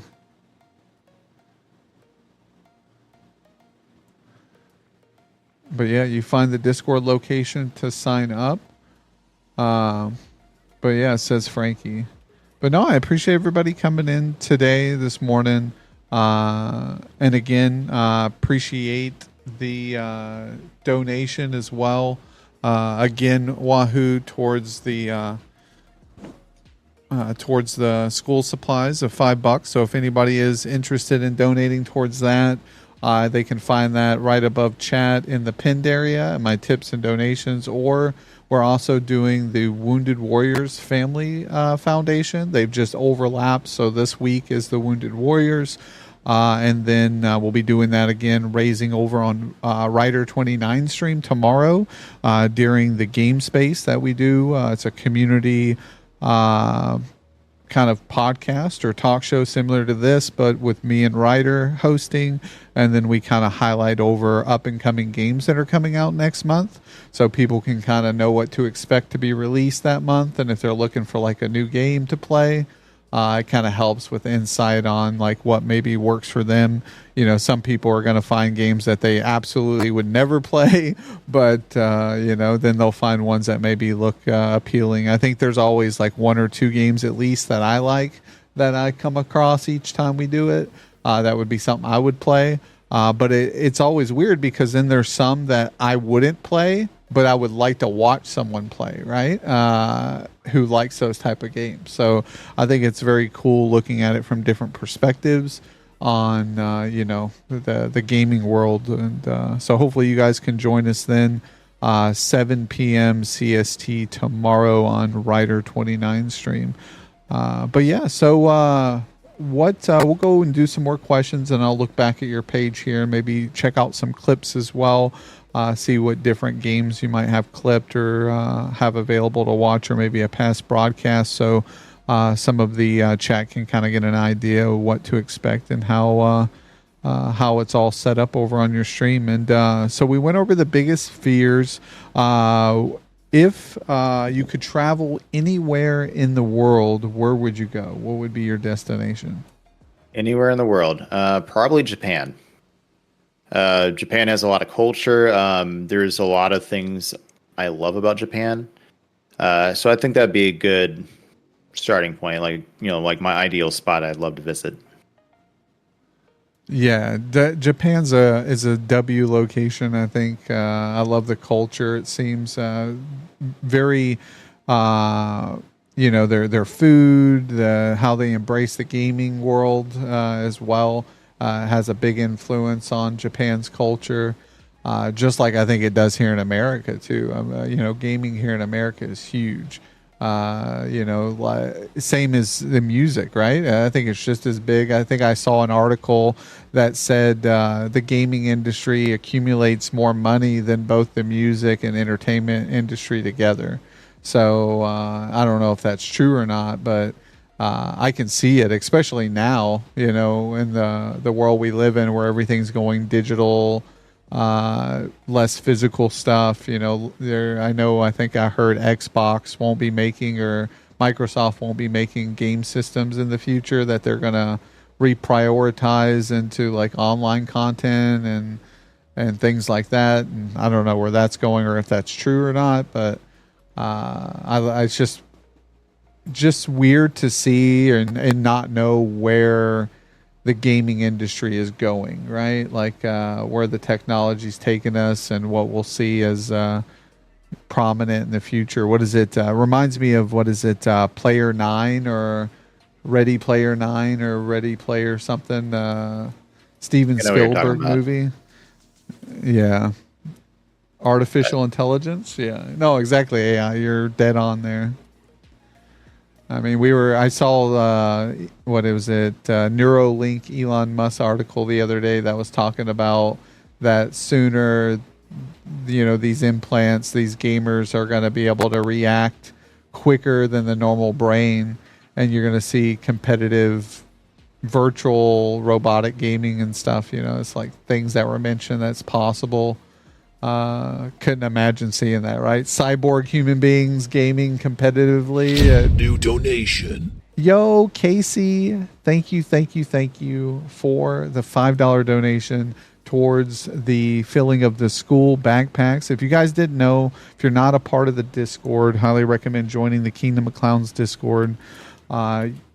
You will receive updates towards the filling of the backpacks. We do have the picture of the 4 backpacks I'm trying to fill.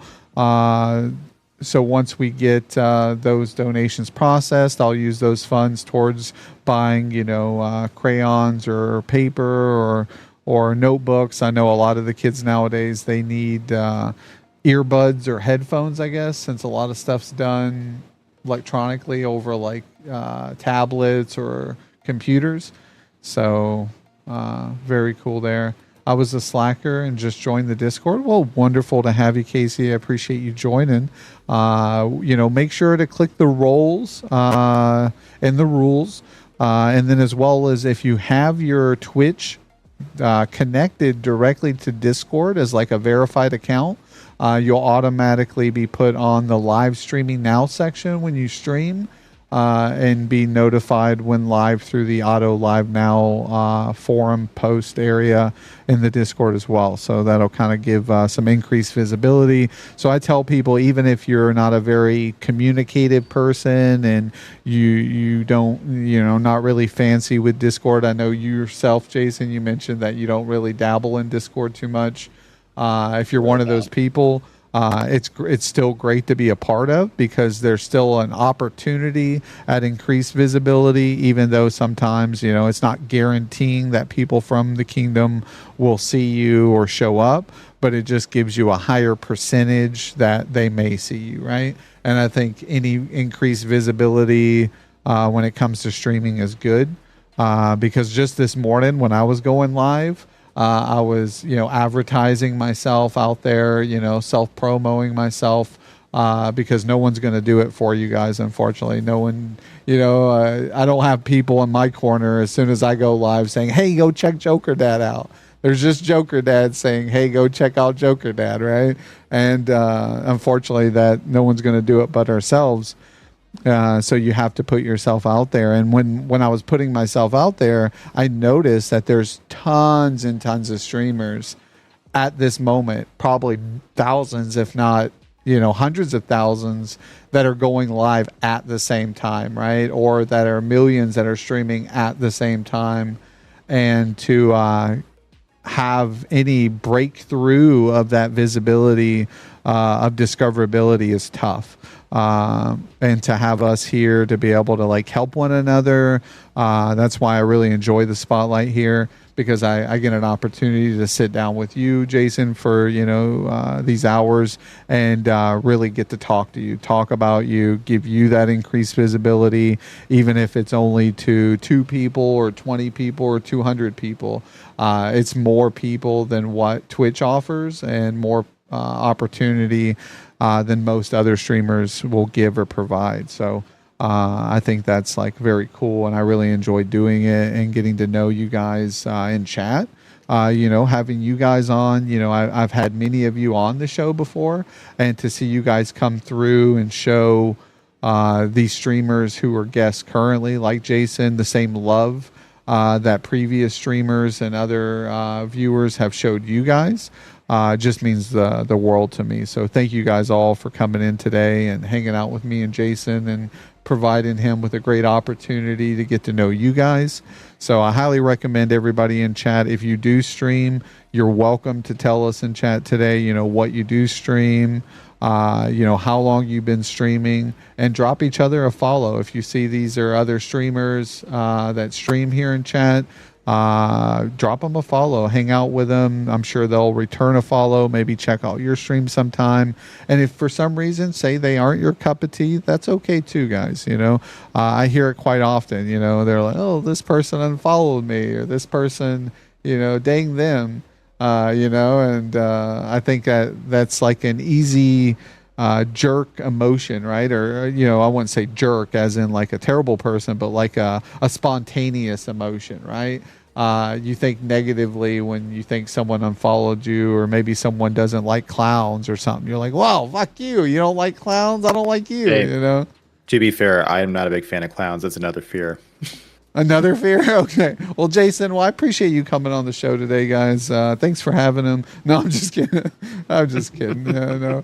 On that note, I'll give you more reason to not like clowns. No, it's mainly clowns and mannequins, which that's been kind of fun with horror games. But yeah. Yeah, I was just thinking that too. You just took the words out of my mouth. I'm like, this guy doesn't like clowns, but plays indie horror. Have fun with that one. Yeah. You're gonna not like clowns definitely after you're done with those games.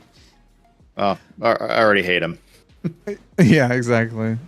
Can you drop the link for Jason, please? I'm not huge into horror games, so we'll definitely check you out. Yeah, we'll drop another shout out here.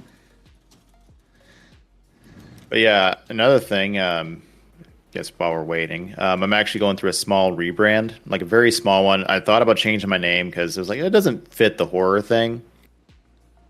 So I guess this is like the first time I'm displaying my new, my future new logo. So. Yeah, no, you're welcome. I would share it to a point of giving like a hint, but I would not share it publicly until it's created or already established, because you don't want someone to kind of come in and out of spite or hate or just to disrupt, create the name before you do. That's what I would just highly recommend, because I know there's some people out there, maybe not necessarily in the stream at the moment, but may stumble across the information and just like to rustle, or I've seen people create handles and stuff like that and then try to sell it back to the individual wanting the handle. So like that's really, why it's backwards. Yeah. Yo, and Athena's Wrath, thank you for coming in as well. I saw you stopped in a moment ago and said hi and good morning. Good morning to you. And I appreciate the lurk as well. Hopefully your Friday goes well and have a wonderful weekend as well. I am an artificial intelligence artist. Yo. Well, that's good to have you in. Thanks for stopping in and showing some love to Jason. I know a few people use the AI art to help contribute towards their passion of art. So I think that's crazy where that's going. But yeah, let me see some of the, we got your game list here. So scroll through some of that. We got some Spider-Man, some Resident Evils. There's the Road 96, Snowman Stray, Tattletale, Last of Us, Until Dawn. So a lot of great variety games there. We got all your Facebook, YouTube, Twitter, TikTok, Discord, your sub banner. We got your merch, your tips. We got your sponsorships of Six Gaming and Dubby. We got your subtle Asian treats. Those are cool. We got, what is this here? Pretzel rocks. So are these websites that people can order little treats for and they're sent to you, or just they can order them for themselves? Are you talking about the Pretzel Rocks one? The Asian treats and the pretzels. Like, are those just where like people can order for you, or do they just order for themselves and you get like a discount code there that they can save a little bit of money on? Yeah, I think it automatically, like once you click on it, it automatically goes to mine. But Pretzel Rocks is not what you think it is. It's actually like it's what I use for my intro and outro music and stuff. Oh, It's cool. DMCA free, so you won't get hit with a strike. I think it's only like $10 a month. So I mean, it's not that bad. And the subtle Asian treats, I actually thought it was like something about like kind of like Tokyo Treat or something like that. That's what I thought it was initially. And it's like they sell plushies. Oh, that's cool. So they have a whole bunch of like Pokemon ones, and I honestly wanted to get like a picture of the like one of the Pokemon ones, but it just didn't work. So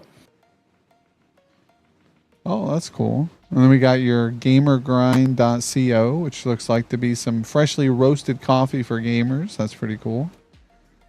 So yeah, just having a variety of content like that, different sites that you might collaborate or have a discount code or will sponsor or endorse you, it definitely helps with visibility, looking more professional. Anything that makes the stream or the content there more professional, I think encourages people more likely to check out the content. And I think you've done a good job with that and presenting yourself. We'll see here if you got any clips that we can watch.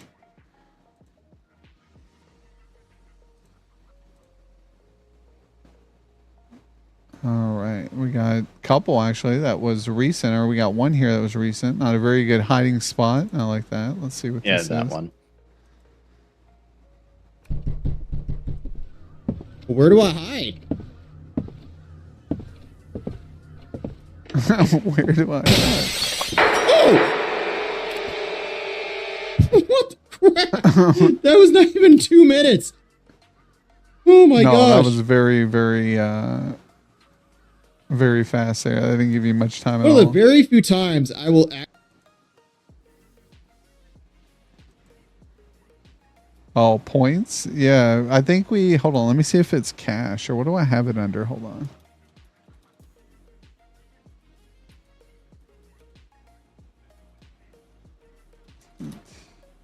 I don't know. I'll have to see. We have the points also set up in Stream Labs. Let me see. Actually, that's a good question here because.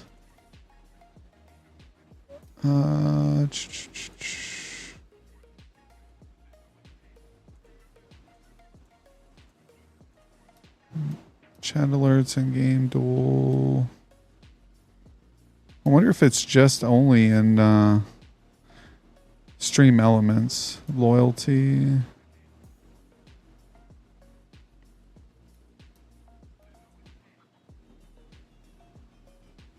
Oh, it looks like I have to I'll have to go in and fix that. All right, we'll have to do that later off stream, but it looks like on Streamlabs it must have reset, so it's only stream elements at the time. But yo, welcome in, Hell's Queen from the Nerd Herd. Appreciate you being in and checking in on the stream, checking it out. We got the wonderful Press X to Jason here. We're doing our Jokerdad Spotlight. This is where we pretty much highlight and check out streamers within the community. So we have Jason on today, getting to know him a little bit more, knowing some of the games he plays, what kind of content he streams, as well as just getting to know him on a personal level as well. And speaking of that, do you have like brothers and sisters or other family members, or are you the only kid? I do. I have a brother and a sister. Pandemic kind of screwed a lot of things up, but finally getting to see them more. Heck, get to actually later day, hang out with a little bit of family and stuff. Oh, that's awesome. Yeah, we love family here, getting to see him any chance we can get, or even if you don't get a chance and live far away, I know some people like to keep up on the phone or through messaging.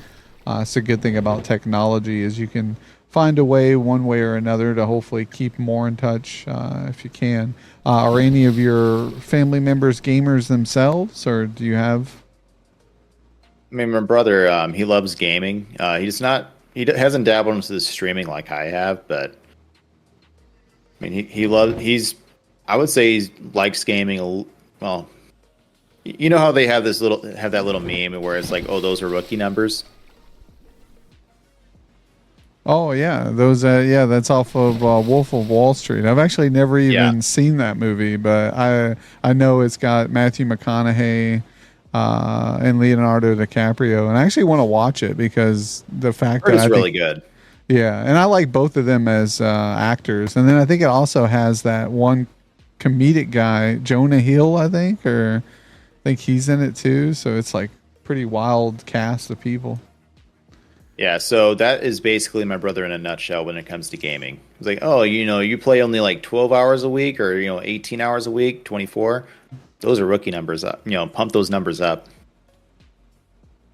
Oh yeah. I mean, I think, when it comes to gaming, it's, I've got a couple friends who used to play all the time and then adulthood hits them and then they have to unfortunately play less, and I'm sure they'd love to play more. And there's times where like I enjoy playing a ton. Like I might wake up one day and have like this urge to just want to stream all day and game all day. And then other days I'm like, I don't kind of want to game. Today's kind of like I'm in the mood to just watch streams, or maybe today I'm in the mood to make some clips. Like the other day, I was making some clips and editing videos and stuff, and or making emotes for people. Different things kind of get me into the mood of the whole environment of content creating. So even if you're not in the mood to stream, you can invest that time into something that you do enjoy. And I think there's like different things out there for everybody. So just because, you don't stream, doesn't mean that you can't, fit into the community, right? There's always, if you just want to talk and hang out or provide insight or suggestions or things like that, there's always a place when it comes to streaming, I think. So this has been a good way that I've tried to encourage people who do game. I'm always telling them, I'm like, do you play games? And especially in person, I'm like, well, if you play games, you should probably stream it. You might find some comfort, you might find some friends, or just want to chat. But yeah. So, but yeah, no, I appreciate everybody coming in again. Joker Mom's still here with us as well. Joker Mom, hopefully work's doing good for you. And everybody is treating you well on a Friday. But you said you'll be streaming tonight. What game will you be streaming tonight again? The Bathhouse is a Chilla's art game. Oh yeah, the Bathhouse. That's what you were saying. Yeah, that just the title itself sounds creepy and scary. Sounds like you said, a Japanese. Is that like a Japanese style game too, or? Yeah, because if I'm not mistaken, I could be wrong, but I think Chilla's art is like two developers who are from Japan. So, okay. and I think a lot of their games have to do like Japanese culture. Oh, okay. So that's cool in itself, because I know what my first and I don't know if it, correct me if I'm wrong, but I know like one of the first movies that I saw that was kind of, I think, originated in like Asian culture that was a scary movie was The Ring. And I remember that got like re-released to like a more American version with, different actors and actresses. And I remember watching the American version, but then going back and watching the foreign version too. And I just remember those movies were like just creepy at the time, and being younger and stuff when they were coming out or when they were here.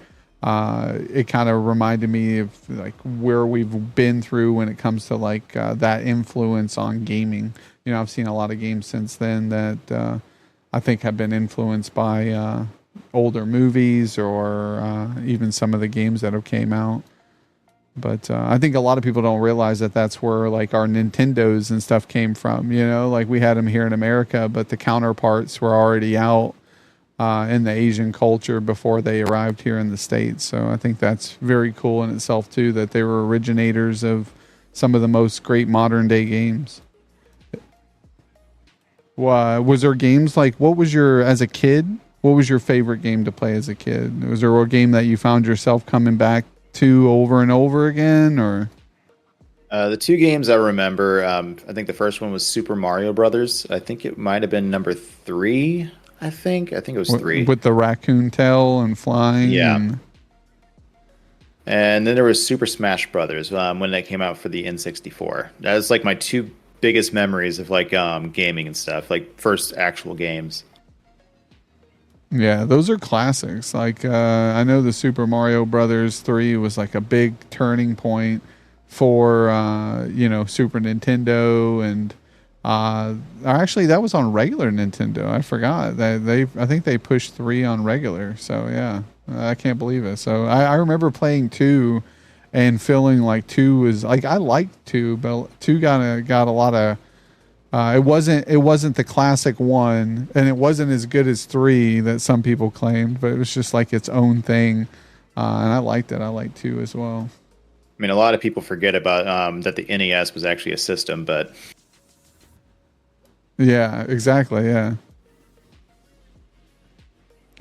But yeah, no, let's see here. We're going to highlight over a couple more clips, and then we'll go through some more questions. And then we'll be, unfortunately, departing. But once we depart, since you are streaming tonight, I would usually ask you if you were streaming right after stream that we would raid into you. But if you're not streaming right away, we can find someone maybe of your suggestion. If you do have somebody that you know or a streamer that maybe you watch, we can raid into them, kind of surprise them and wish them a happy Friday. But either way you want to go at it is always fine for me. Sounds good. And Duck Hunt. I totally forgot about that. Yeah, LOL NES always makes me think of Duck Hunt. Yeah, that snickering dog that would just pop its head and go. Did you hear they actually made a horror game of Duck Hunt? I don't know what it's exactly called, but apparently they made it to where the dog's sentient. So if you shoot at the dog, apparently it attacks you and stuff, like outside in the real world. Oh, that's funny. Yeah, I think I've seen like something about it or watched something related to it. It's been a long time, but it does ring a bell, but I don't think I've actually like been too familiarized with it. Back, how long you streaming for? AI, I'm actually probably be streaming maybe another 20 minutes or so, and then we'll be raiding out to another W streamer out there. But I appreciate you coming in and hanging out with us. And for all that may be listening, highly recommend if you stopped in later in the stream or maybe didn't get a chance to, watch a good portion, they can check out the upload later over the next couple days. We'll get one on YouTube and all the other major public platforms for podcasts and talk shows. So you'll have an opportunity to watch and get to hear some of the information later as well. Let's see here. Wait in the real world, like he breaks down my door and attacks. Yeah. Let's hope not. That'd be too meta. Yeah, it's like all of a sudden you finish the game and you're like, finally, that dog got what it deserved. And the next thing you know, you hear like a knock at the door and you go open the door and there he is on like just the back 2 legs with its arms crossed and waiting for you to appear. Yeah. What are your thoughts on Twitch's ads and ad revenue for Twitch streamers, especially affiliated streamers? It could be better. It could be better. Yeah. No, I think so too. Yeah. It was there recent changes, Wahoo? Because I think somebody was telling me something about changes with ad revenue, and I swear what they were telling me was already in effect. Someone said something about like, because I was under the assumption that you get like a 55-45. You can run more ads and get a higher percentage of profits, allegedly. See, I was aware that as long as you run 3 minutes in a 60-minute period, you get like 50-40 or maybe 55-45 split, with you being the higher percentage. So like, that's not terrible. Like that's because I have it set at that minimum just so I can get the increased ad revenue. Because unfortunately, I don't want to run ads, but I feel like if I'm going to have to run ads, me as the content creator feels that I'm in more deserving of the split than the platform itself, the distributor, who's also making a cut, right? Like they're literally, I'm the one providing the workforce and the manpower to create this stream, right? They're literally not providing nothing but the platform. There's no effort, energy being invested through the platform through Twitch. So why should they profit off of my hard work? That's how I look at it. So then I'm like, well, damn it. That means I have to run these ads then, because if they're going to profit off of it, I might as well get my cut. Well, what a lot of people don't realize is you can still turn ads off. And I didn't know this till I actually tried to turn ads off. So I still got ads. Didn't realize it. So if you turn ads off, so you don't get the payout, but they still run ads for Twitch. So you still, technically, people still see the ads. Exactly. Yeah. No, and I had learned that too. Yeah, that's what I said too. I turned off ads one time and ran, and they're like, "Oh, I'm in an ad." I'm like, "What?" I was like, "I have my ads turned off, and you're still getting ads." Like, so that means again that Twitch is getting their ad revenue, or the companies are paying Twitch to force their ads regardless. Likely you're still going to get more ads because I'm running the ads on, but at least this way, there's some type of financial compensation. I think I get like $1 a stream, so I'm making like $1 for 3 hours worth of ads ran with the people who watch them or tune in. So over, like, when I was streaming almost every day, that's like $30 a month, or say 20 to $30 a month in ad revenue that I wouldn't receive. And some months, that's what makes my threshold of payout. You see what I'm saying? Agreed. So if I didn't have the $20 to $25 in ad revenue, I wouldn't hit the $50 threshold of payout, and then I wouldn't receive a payout. So it's like, you put yourself in a tough position. And then I think with ads, it also, it's discouraging for the stream to miss important information, especially in a podcast or talk show environment like we're doing here. But it encourages people who do enjoy the content to subs to the stream, right? You get the luxury of, for $6 a month, you get the luxury of some cool emotes. You get the luxury of ad-free viewing, and things like that. Which we've discussed or talked about or pondered, adding more sub-only features, giveaways for subs only. But I like to run stuff for followers, right? For everybody. I don't like to put a paywall behind any features that people get. Like I know some will do subs only for the jump game, where people who want to jump on the jump game, but I can turn that on subs only. And but I want everybody to have fun. I want everybody to participate, and unfortunately, it's just how it is, I guess.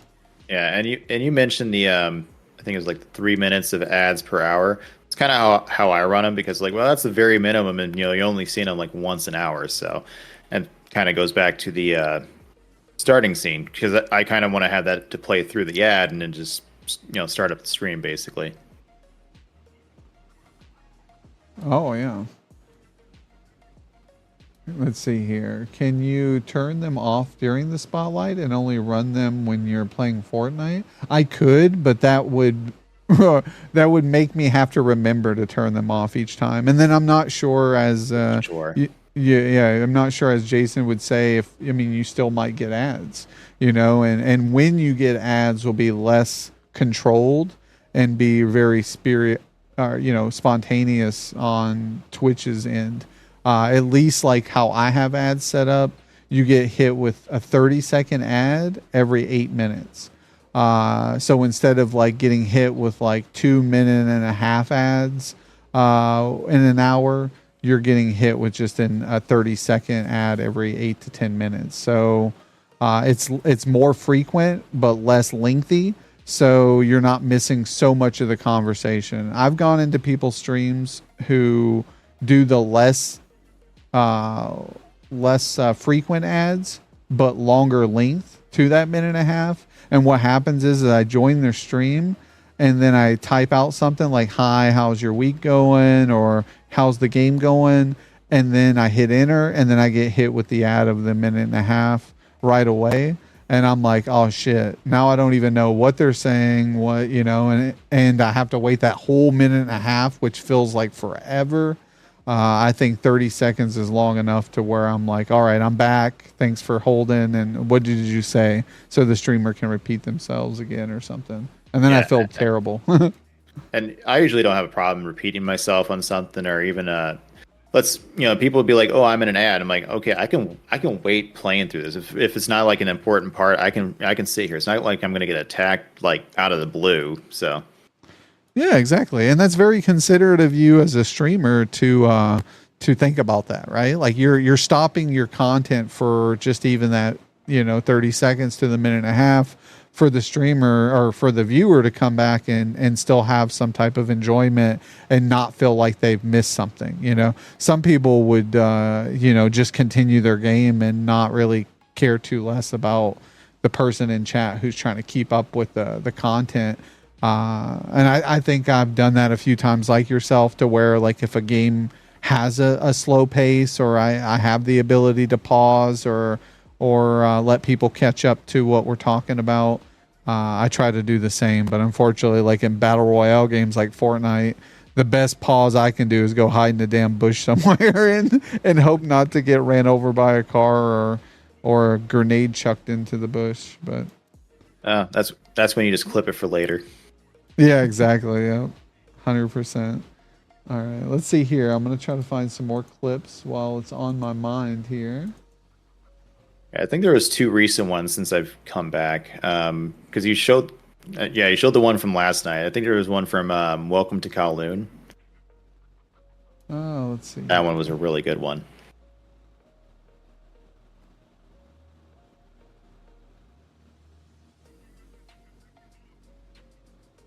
Don't remember what I named it though. Let's see. I think the next closest, this one. Okay, we watched that one.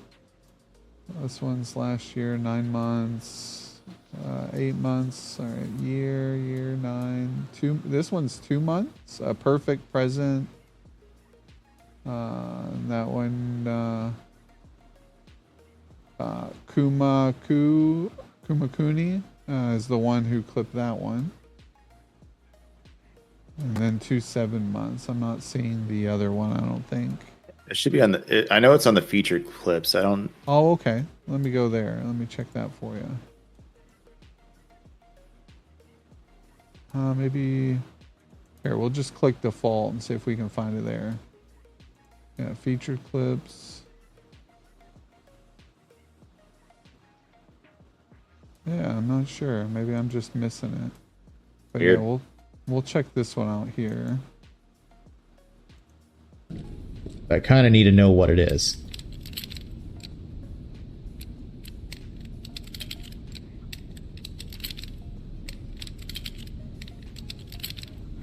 There's only so many combinations I can do, right? Oh, wow. Oh, nice. You got it. You just guessed it. What is it? What do they call that? The scientific term? I know what you're referring to. I do not know what the term is, though. I know. Process of elimination. Is that what it is? Yeah, because I'm like, well, I know it's one of these. I have like one of the letters. So let's just. Yeah, exactly. How many? Because, if you have one of the letters and you only need the other 2, there's only so many combination, sequences that you can go through before you eventually get the correct one.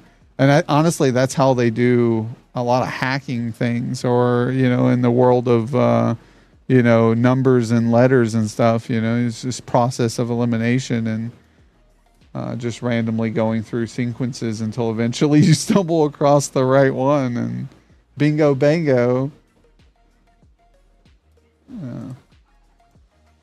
Let's see here. So we'll go to watch another one here. What is this? Oh, that 27-second one. That's what it was. Oh, the 20. Okay, let me go to that one then. Oh, this one here? Yeah, it was that one right there. Oh, okay. Actually got me. Yeah, that one. He doesn't fit. Of course it doesn't. Oh my goodness. Did I die? Did I die? I think you did in real life a little bit there. Yeah. Did I die? What was that? Oh. I usually try not to make clips Was not that expected. long, but it just fit because I'm like, well, I'm probably gonna shorten it up a little bit because I do plan on making like a channel trailer. I know that's like 3 years in the making right there, but yeah, shorten it up a little bit, add that to it. But I think it was like one of my first mainstreams back, and I was, just decided like I'm gonna play this game, and we had like a whole bunch of clip moments. I still got to pull from that. Yeah, no, I think channel trailers are great. I try to tell everybody to make a channel trailer if they're able. I had someone make one for me, which is a pretty default one with the coin flip with my logo on it, and but more customizable one would be great. I need to edit some videos or stuff together and learn to do a little bit better in that department. Like I can do clips and stuff, and I'm just learning clips and effects and things added through the software I use.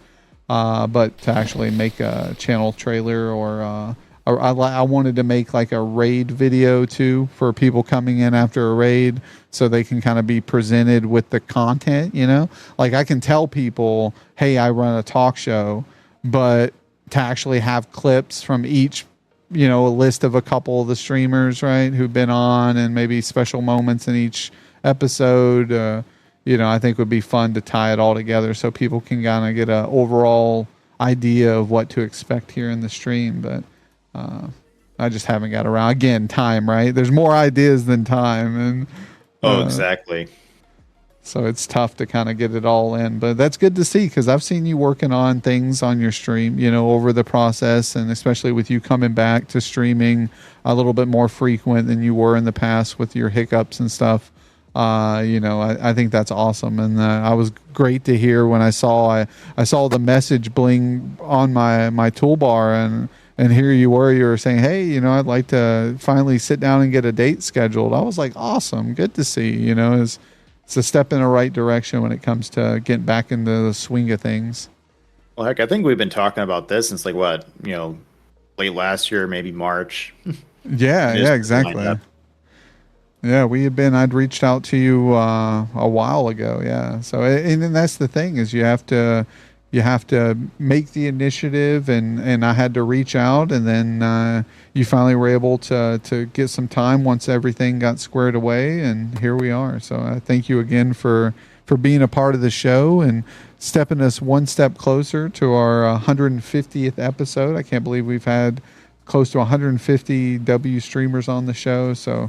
And now you being one of them is absolutely amazing. So thanks again for coming on and letting us check out some of your content. Some of the questions, we'll do some more fun ones and maybe a couple streaming ones. One of the fun ones I like doing here is if you were a superhero, what would your superpowers be? Ooh, that's a good one. Considering like all the medical issues I have, I'd be like, oh yeah, healing factor would be nice, but at the same time, you got to think like, which healing factor would you get? Would you get the Wolverine healing factor? Or would you get the Deadpool one that makes you look changes your appearance and stuff? I don't know if I can cope with that. I'd prefer the Wolverine healing factor. Yeah, no, the Wolverine's pretty cool. Self-regeneration, I think they call it. So it's just really cool. I think the worst part of it is still feeling the pain, though, right? Like, it's like, oh, well, you heal. Let's inflict more pain on you because we know that you can heal from it. So that would be like a benefit and a curse in itself. especially if you were to ever be captive or like they did in the Weapon X, experimented upon. And but yeah. So another fun question. What's your favorite holidays? Do you have like favorite times of the year, holidays, like your favorite season? Well, I'm probably gonna upset a bunch of the horror fans, but my favorites are Thanksgiving and Christmas. So I've never truly been a fan of Yo, Halloween, Eagles, which is thanks I know for still weird, being here. but I guess it's just the thing behind it, the story behind it. But I don't hate Halloween, so we'll keep it at that, so that way nobody fully gets offended by it. I don't hate it. It just I like Thanksgiving and Christmas better. Oh yeah, no, I think that and everybody's has their own opinion on how what's their favorite, right? And I think Halloween's great. Also, some people would say the history behind any of those holidays is all kind of a little different, right? Like, Well, I say that, and then it's like, well, you mentioned Thanksgiving. yeah, You sure you don't know about? It's like, oh, I know about it. I just like the food. exactly, yeah. So liking the food, just the family, the time of the year where family can come together. I think you just slap a different name on it and put it at a different time of the year. I think it would hold just as much value. Togetherness is what I think about it. But yeah, no, that's good holiday times of the year. And another one is, do you have any favorite wildlife animals, like zoo animals or specific critters, or species that you find that are your favorite that you enjoy?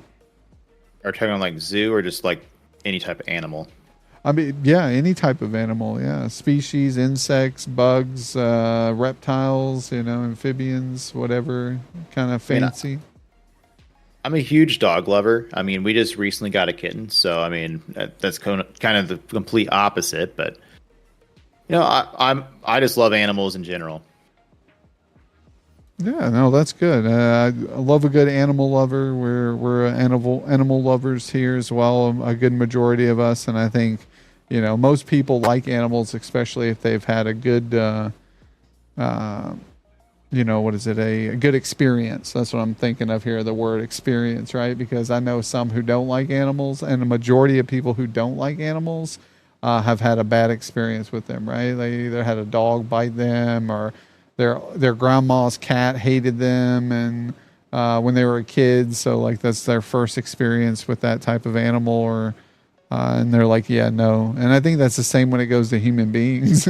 I've had some people who say, well, I like animals over human beings, like give me a cat any day over a random stranger. And I think, there's some valid points in that argument too. Like, I don't get into big discussions, but I knew there was a big discussion thing going on over like, I remember hearing someone say it was like a discussion with the women being involved, saying that they would rather come across a bear in the woods than a random man. And I can at least understand that. Yeah, I mean, and that's, I couldn't believe that was a discussion, and there was a lot of heated, as in some believed it was like a sexist style comment, right? Where like all men are bad and the bear is better, or maybe you're safer with the bear because the bear either wants to eat you or it leaves. But I think that argument could be the same with with any individual, whether it be a female or a man. That the intention is usually there from the beginning anyway. So the guy's intention, I don't think, is based upon the situation or the scenery. It's just the mind state of the animal, and that's either us or the individual or the bear, right? It's like the bear knows that what it's going to do usually before it does it. So if they're being defensive for their cubs, or territorial, or they're looking for food, like you're kind of dice rolling it just as much as you would with a human being, I feel. So I'm kind of stuck in the middle there, thinking that both are the same.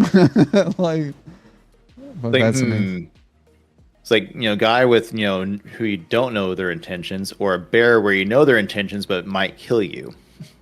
Yeah. I mean, I think it was just more that the bear would only kill you, right? The human being might do things far worse, right? And I think that's the difference between the bear and the human being, and I think that's the argument that a lot of people were saying. But and at first, I thought that discussion when people were, the meme was going around and things were going around about it. I thought they were talking about.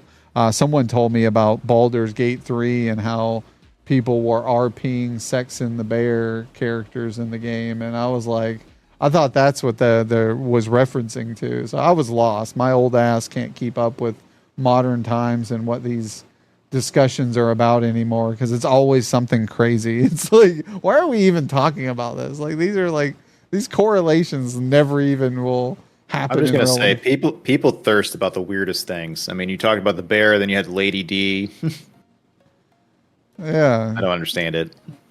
And you got like the I remember there I think it starts like a Daphne or something. I remember when I first got into streaming or like even a year or two before, I remember a big thing about this female streamer who was selling her bath water and little Oh, I vials know. and we're I know exactly who you're talking about. What's her name? Was it Amaruth or whatever her name it was? I've heard of Amaroth or Amaruth. I don't know if that was I might her be who was butchering doing that it. name, but I think But it might have been her. it might have been. Who knows? I'm sure people have considered it or tried to use a strategic method like that, and you could just throw tap water. I mean, you don't even know. It's probably not even bath water. Obviously, that's probably unsanitary. You just It's throw probably some just tap regular water. Yeah, let's throw some dish soap in a little vial, and pour some tap water and bottle it up and sell it for big bucks. And call it limited, only like 50 vials, right? And then you have this high demand and very low quantity of it and make big money, I guess. Ask him about pineapple on pizza. Oh my goodness. Are you a pineapple on pizza kind of guy or? Well, before they start grabbing their pitchforks and torches, yes, I am. Nice. You knew at least what waters you were treading through when answering it. You're like, all right, wait a minute. Beforehand, let you guys know to not jump me so much here. On top of that, I mean, I'm just gonna say this. I've discovered some weird foods over the years. For those that do not like pineapple on pizza, I at least understand it. But there's a new creation out. Apparently, it's peas and mayonnaise on pizza, and it's terrifying. It actually is a thing. Peas and mayonnaise on pizza. Yeah, that sounds like something Zahabi Twitch would eat. He's always talking about dipping his pizza in mayo, and I can't. I don't get it. I can't get around it. He said that one day, and I was like, he's like, don't knock it unless you try it. I was like, I don't know if I I can. mean, I can at least agree Hello, with yo, Lanessa. How we doing? Good morning. Happy Friday. Hope work and the family are treating you well. Good to see you. Yeah, I can't. Yeah, peas on the only thing I like peas on is in my mashed potatoes. I can eat peas and mashed potatoes, and that's about as close as I can get. Yeah, and I think one of the weirdest things I've had on a pizza recently was pickles. Pickles. Apparently, they're making like these cheeseburger pizzas with pickles on them, and Yeah, that's surprisingly pretty good. Yeah, I can deal with that. That's a bacon cheeseburger pickle pizza. Dice some little dills up in little bitty chunks and throw them on the pizza with some bacon and hamburger with it's almost like a ketchup mustard type of sauce. Something like that. Yeah, I had weed pizza. Yeah, I mean, heard weed pizza. Yeah, weed pizza would probably be pretty good too. You probably wouldn't need to eat much of it. You'd probably be stoned off your butt. Yeah, I saw that there was like restaurants that do that type of stuff where they'll like every component of the ingredients has some form of THC in it. Like they'll THC cheese and THC sauce, and the burger mix has like THC oil in it, and everything's like has a certain amount. Then they cook it all in together, so it's like this. You eat like 2 bites of the pizza, and like you said, you're just ripped out of your mind. And I just think like that would be good and all, but like I want the pizza. Like I'm here for the pizza. Like I don't know. Well, I always claim that any pizza is a personal pizza if you try hard enough. I'm the type of person that will just eat a whole entire pizza. So yeah, weed pizza, and I'm gonna eat the whole thing. I'm gonna eat the whole, yeah. And Lanessa said I would simply pass away. Yeah, be dead. Hashtag dead, right from the get go. Oh man, too high. I've always heard that too high to function. It'd be terrible. I've only had one bad experience where I ingested too much of a brownie. And I always laughed, because I've heard the video, like there's like things on the internet, right? Where there's one where I guess this police officer actually confiscated some marijuana from a bus and then consumed it, like either through like it was edibles or whatever, and he ate too much, and then he had to call the paramedics and snitched himself out and was like, yeah, I ate some of the stuff that and so forth. So of course, obviously he got fired, but it's funny to see when you're on the outside looking in when someone ODs on or has too much THC, because you think, oh, it's not life threatening, it's not a big deal, they're just high, they'll sleep it off. But I thought that way until it actually happened to me, and it was some of the most scariest shit that I had been through, because my heart wouldn't stop racing. I knew I had consumed too much, because like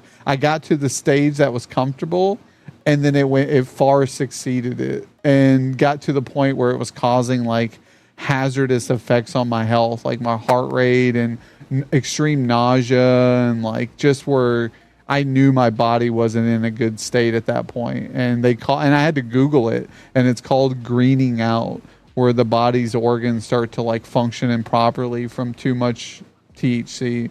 So I don't necessarily, I think, stoners and a lot of people who smoke, and me even being one of them, I think we like to make excuses for the health hazardous that that marijuana may do to us in some of the forms, especially at high concentrations that we've never been meant to be consuming over the course. Because I know from what we have now, this day and age, compared to when I was younger, it's a whole different ballpark. Stuff's like 10 times stronger or 10 times more concentrated.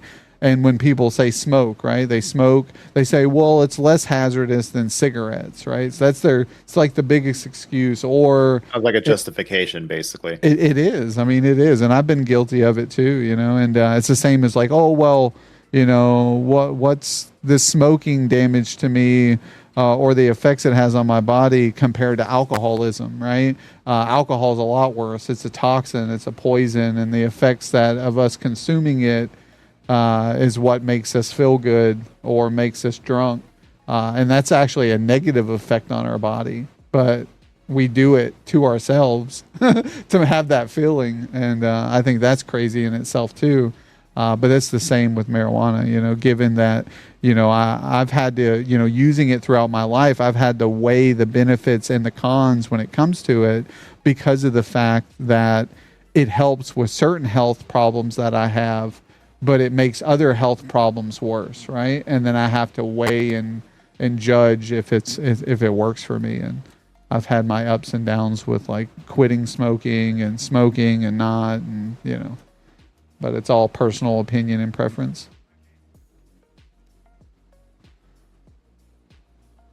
But yeah, no, we got some big W's in chat still. We got Sahabi Twitch. We got Lanessa coming in, wishing us a happy Friday as well. I thank you guys so much. Lady Nix is in the house as well. And we got Wahoo still vibing with us. I appreciate everybody who came in and hung out with us today.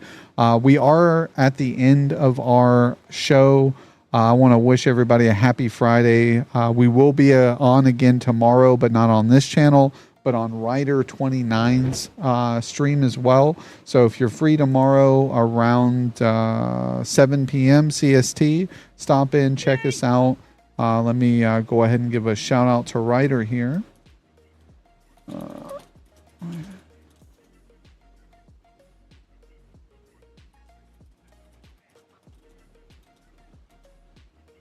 All right. And then as well as another shout out to Jason here. So let's see. Get you guys to stop over if you haven't got a chance to check out Jason. He will be on tonight as well, playing Bathhouse, another horror game. So highly recommend checking that out if you're available.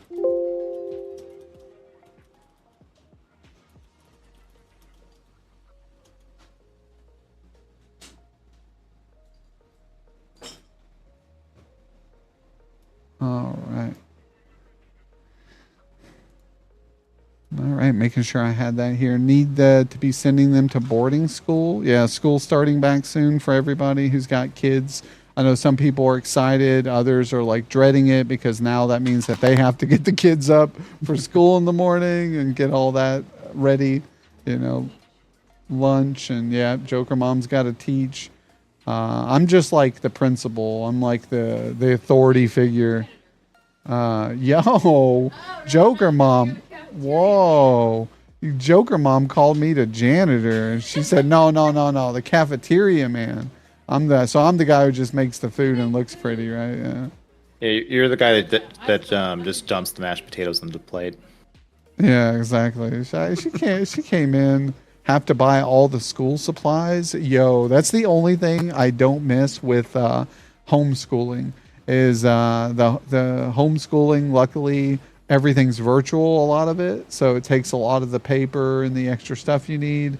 But the stuff that isn't not needed, sometimes they send you like a care package of some of the books and maybe some supplies if needed. It's like a cheap art kit, something I could probably buy for like $10 off of Amazon.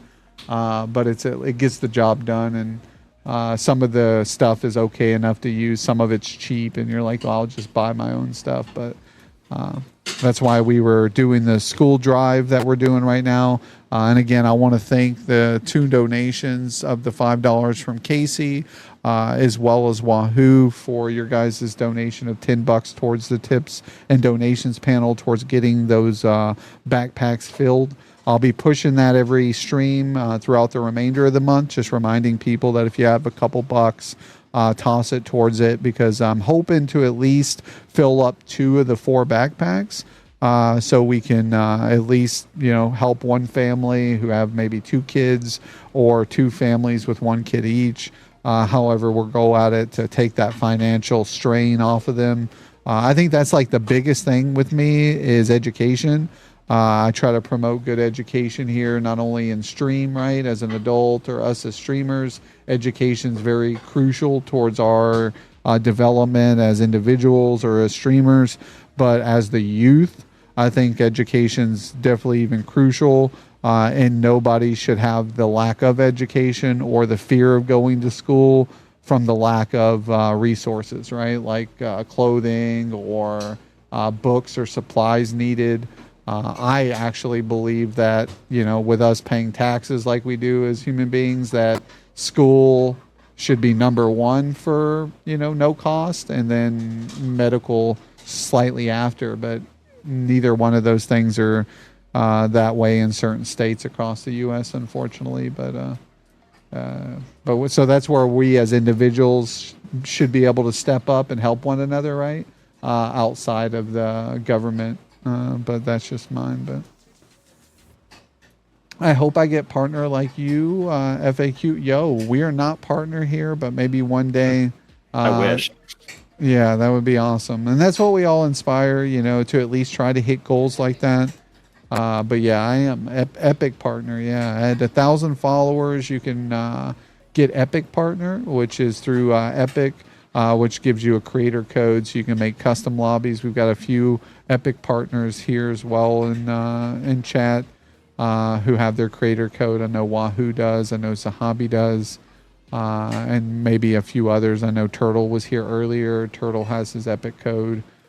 So great ways to do custom lobby games in Fortnite for other events and things like that, which we'll actually be doing. So before we depart, just a plug towards tomorrow, which we did for the writers game space with myself, and then not this week coming up, but the following week. I believe it's the 20. It's that Saturday. Let me see here, the 24th.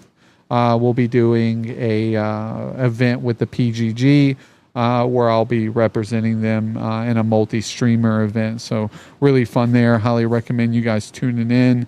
We'll be doing some V-Buck giveaways or maybe some Amazon gift cards, whatever we come up with to do part of the stream. But yeah, much love to everybody. And during that time, Jason, have you got a streamer for us maybe that's on right now that you'd like to go hang out with for a little bit? Sure. Let me see who is on. Also, if anybody's like a newer streamer, I highly suggest getting a stream deck because these things are, game changers. Well, yeah. Let's see. Looks like the person I was gonna. Well, we have Let's see. I might have to look it up. So bear with me. We might get some feedback from sound. I hope not, but we'll see. Yeah, no problem. Even if you get some feedback. And everybody in chat, we do have, as you guys see, Raid 1 for followers, Raid 2 for subs. So if you're a subscriber to the stream, highly recommend copy and pasting Raid number 2 there. It says Star Spin and Jokerdad. Those will turn into emotes once you paste them as long as you're a sub. If not, the casual, basic raid emote with my name will suffice. If you have your own emotes that you would like to spam, more than welcome to do so. I have a stream deck and don't even stream. Yo, Mad Rocks. I know a lot of people do have a stream deck and you can get a lot of usages out of it. Volume control on your games. You can also do website searching. I've seen some people use their stream deck as a controller with hotkeying all the hotkeys on the controller as a push to touch. But I would suppose that would wear the buttons down like 5 times faster. All right. I think I got one here. All right. Yeah. Just type them in chat here. Type their name and we'll get it set up. Get them all squared away and come over and wish them a happy day. And I love all you guys. Thank you guys so much for being here today, showing Jason some love. Again, me and Jason have been friends for quite some time here on the Twitch platform. So it was a pleasure for you to take some time out of your day and hang out with us and us to get to know you a little bit more. Mad Hat Hatter. All right. Mad Matt Hatter. Yeah, Mad Matt Hatter. Yeah, I like that. That's a nice play on words there. Took me a minute because I'm like, oh wow, not a lot of people on this morning. Yeah, and they're actually playing some old school RuneScape, which is really interesting to see. So I can't wait to come over and hang out there. We love some, or actually it might even look like new RuneScape. It says 2-month RS3 Iron, 12-hour stream hype. Let's go. And he's only 3 hours in. So plenty of time to get to know him. So if you guys can't stick around right away, drop him with the tab, say hi, let him know where we're coming from. Have a happy Friday, guys. We'll be seeing you either tonight if I'm up to the Fortnite Friday or tomorrow during Writer Stream or again next Monday. So see you guys then, and let's get the raid going. Any final words there, Jason, before I let you go and we depart for Chad or myself? Nothing I could think of. Awesome, man. No, thank you for again being here and being a W and having the time and chance to come on. I appreciate that. Oh, and again, I appreciate you having me. Yeah, anytime. All right, Chad, let's go. Let's get those emotes ready.